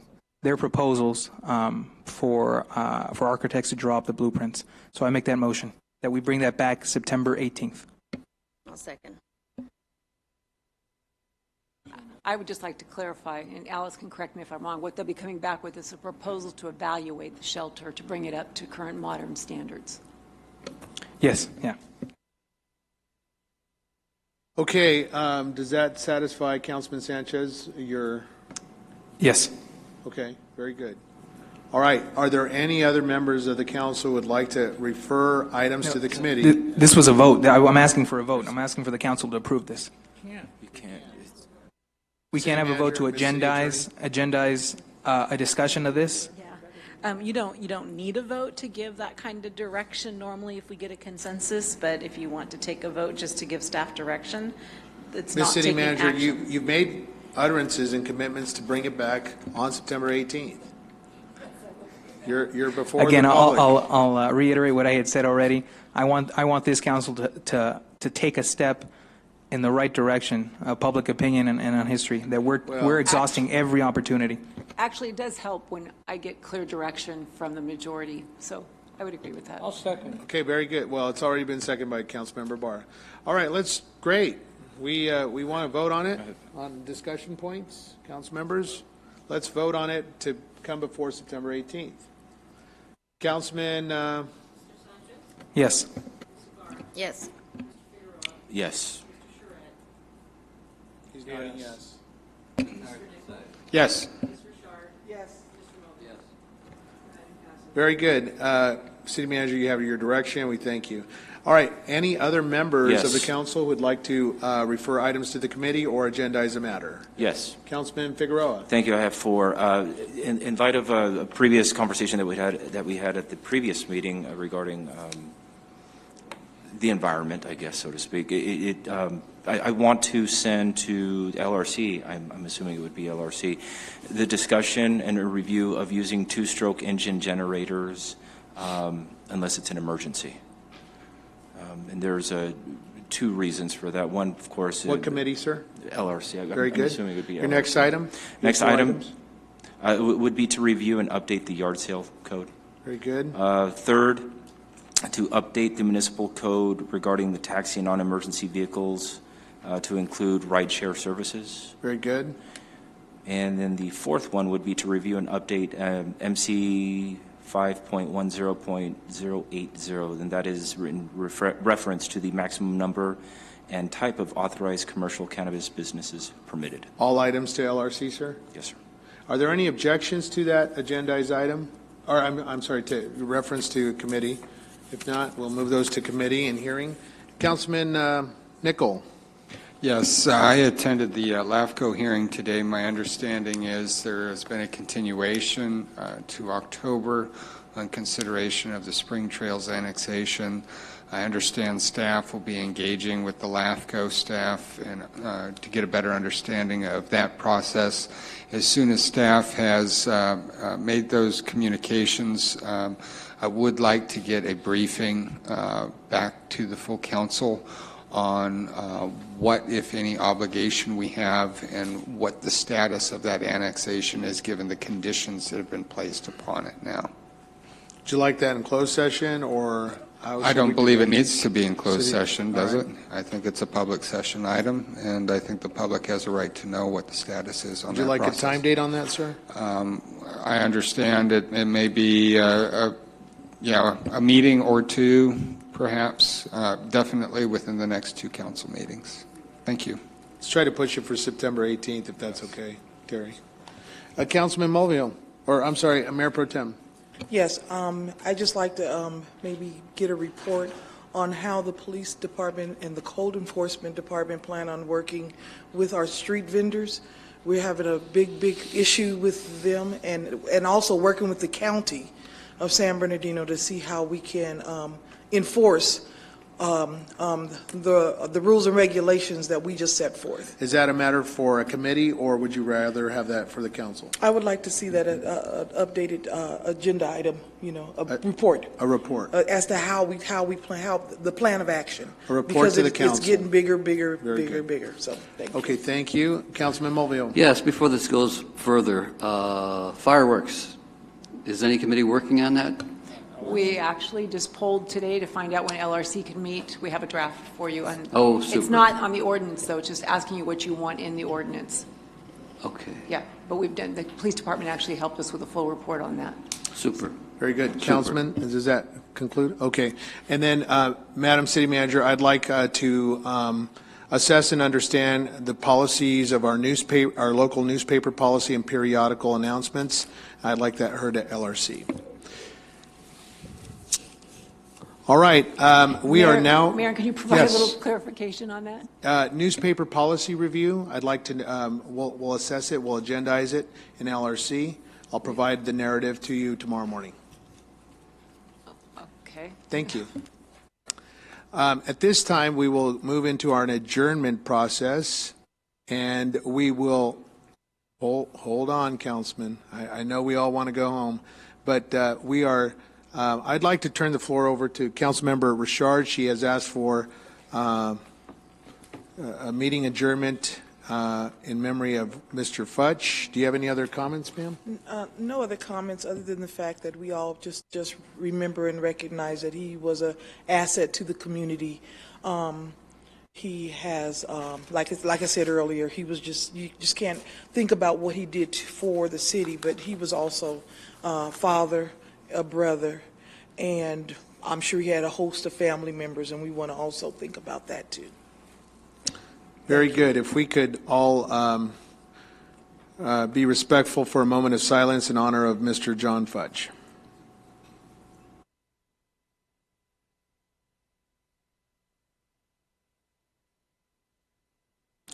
Very good. The next joint regular meeting of the Mayor and City Council and the Mayor and City Council acting as a successor agency to the Redevelopment Agency will be held on Wednesday, September 4th, 2019, here at the Feldheim Library at 555 West 6th Street, San Bernardino.